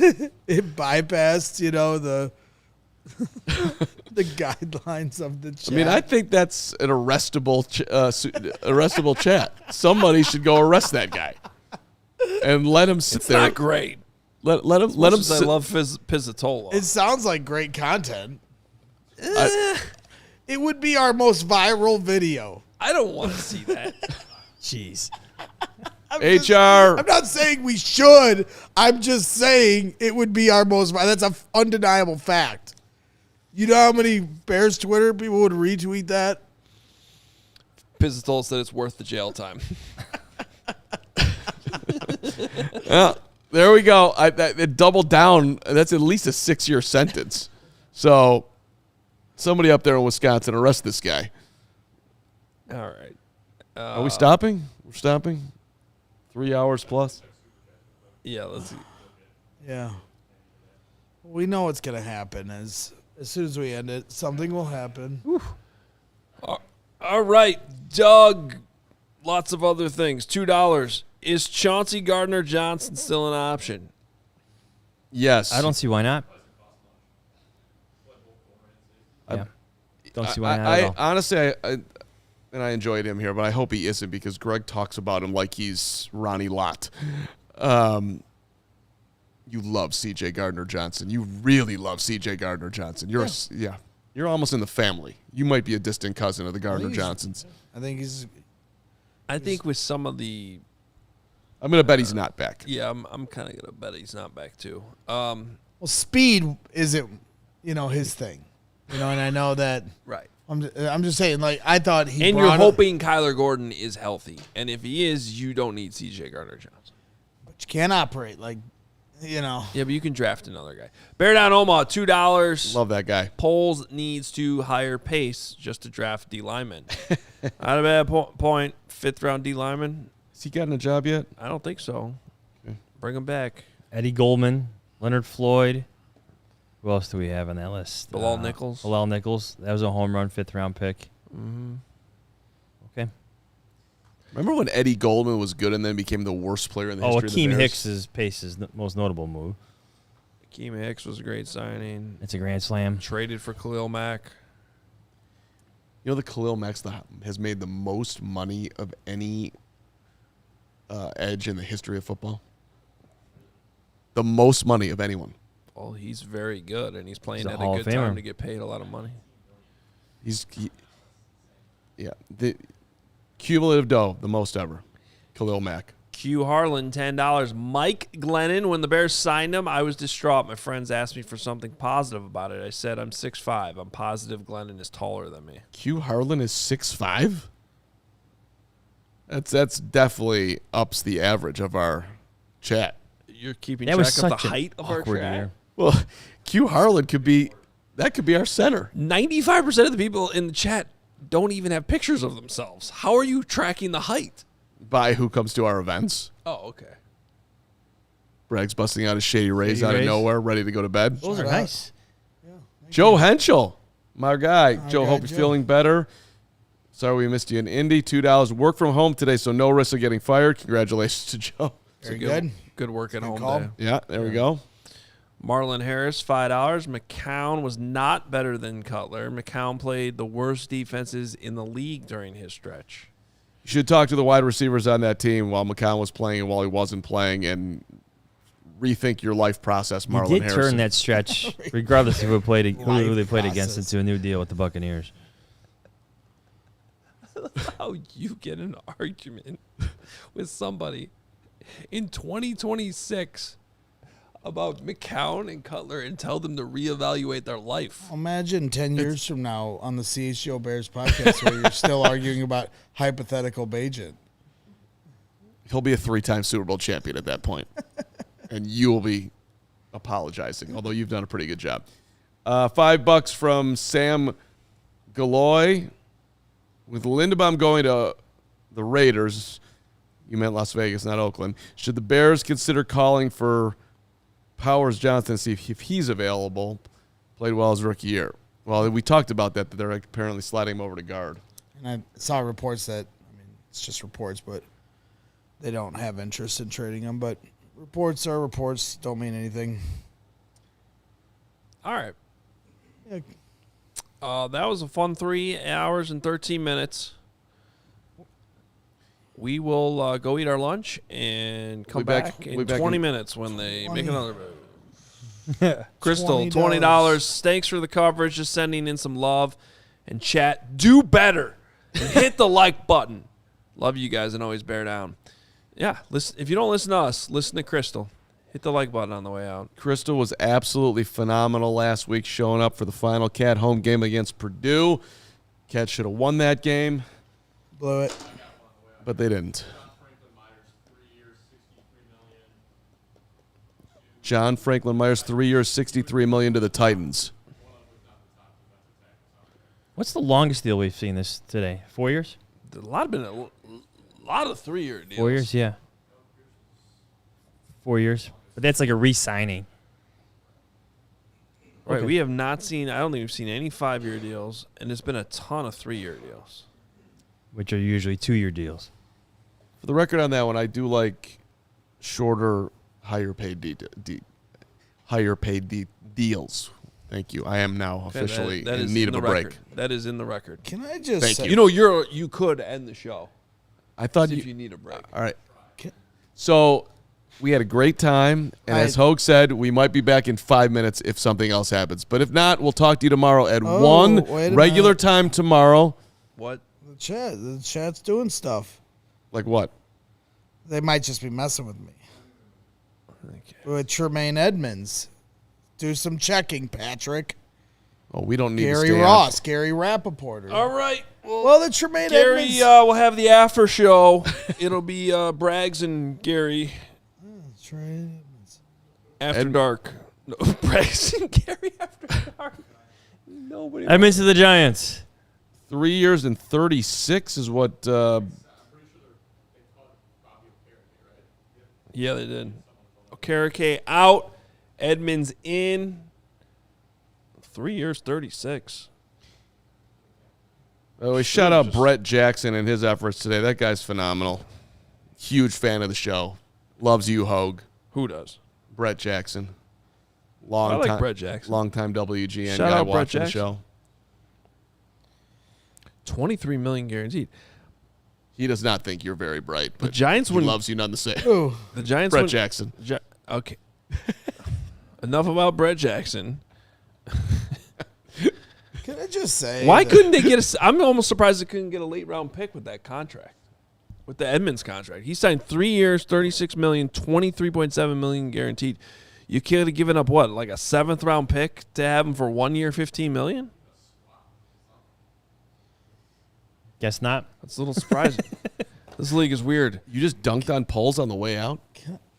No, I'm On the Giants. on the Giants. Can That's I- actually a great point by you. Thank you. I was trying to get it in while you were talking about Brett Jackson. Shout out Brett Jackson. That's a good point, though. You could add him for a lot. You could add him for a little bit more for 1 year and figure out Like if a it works. 7th round pick. Yeah, come on. But Who that's is why Brett Jackson? play center field for the Cubs back in the day. Oh, Don't worry, Braggs. He loves you. I was kidding. I really I was love gonna him. say I'm gonna fight him. Don't like me.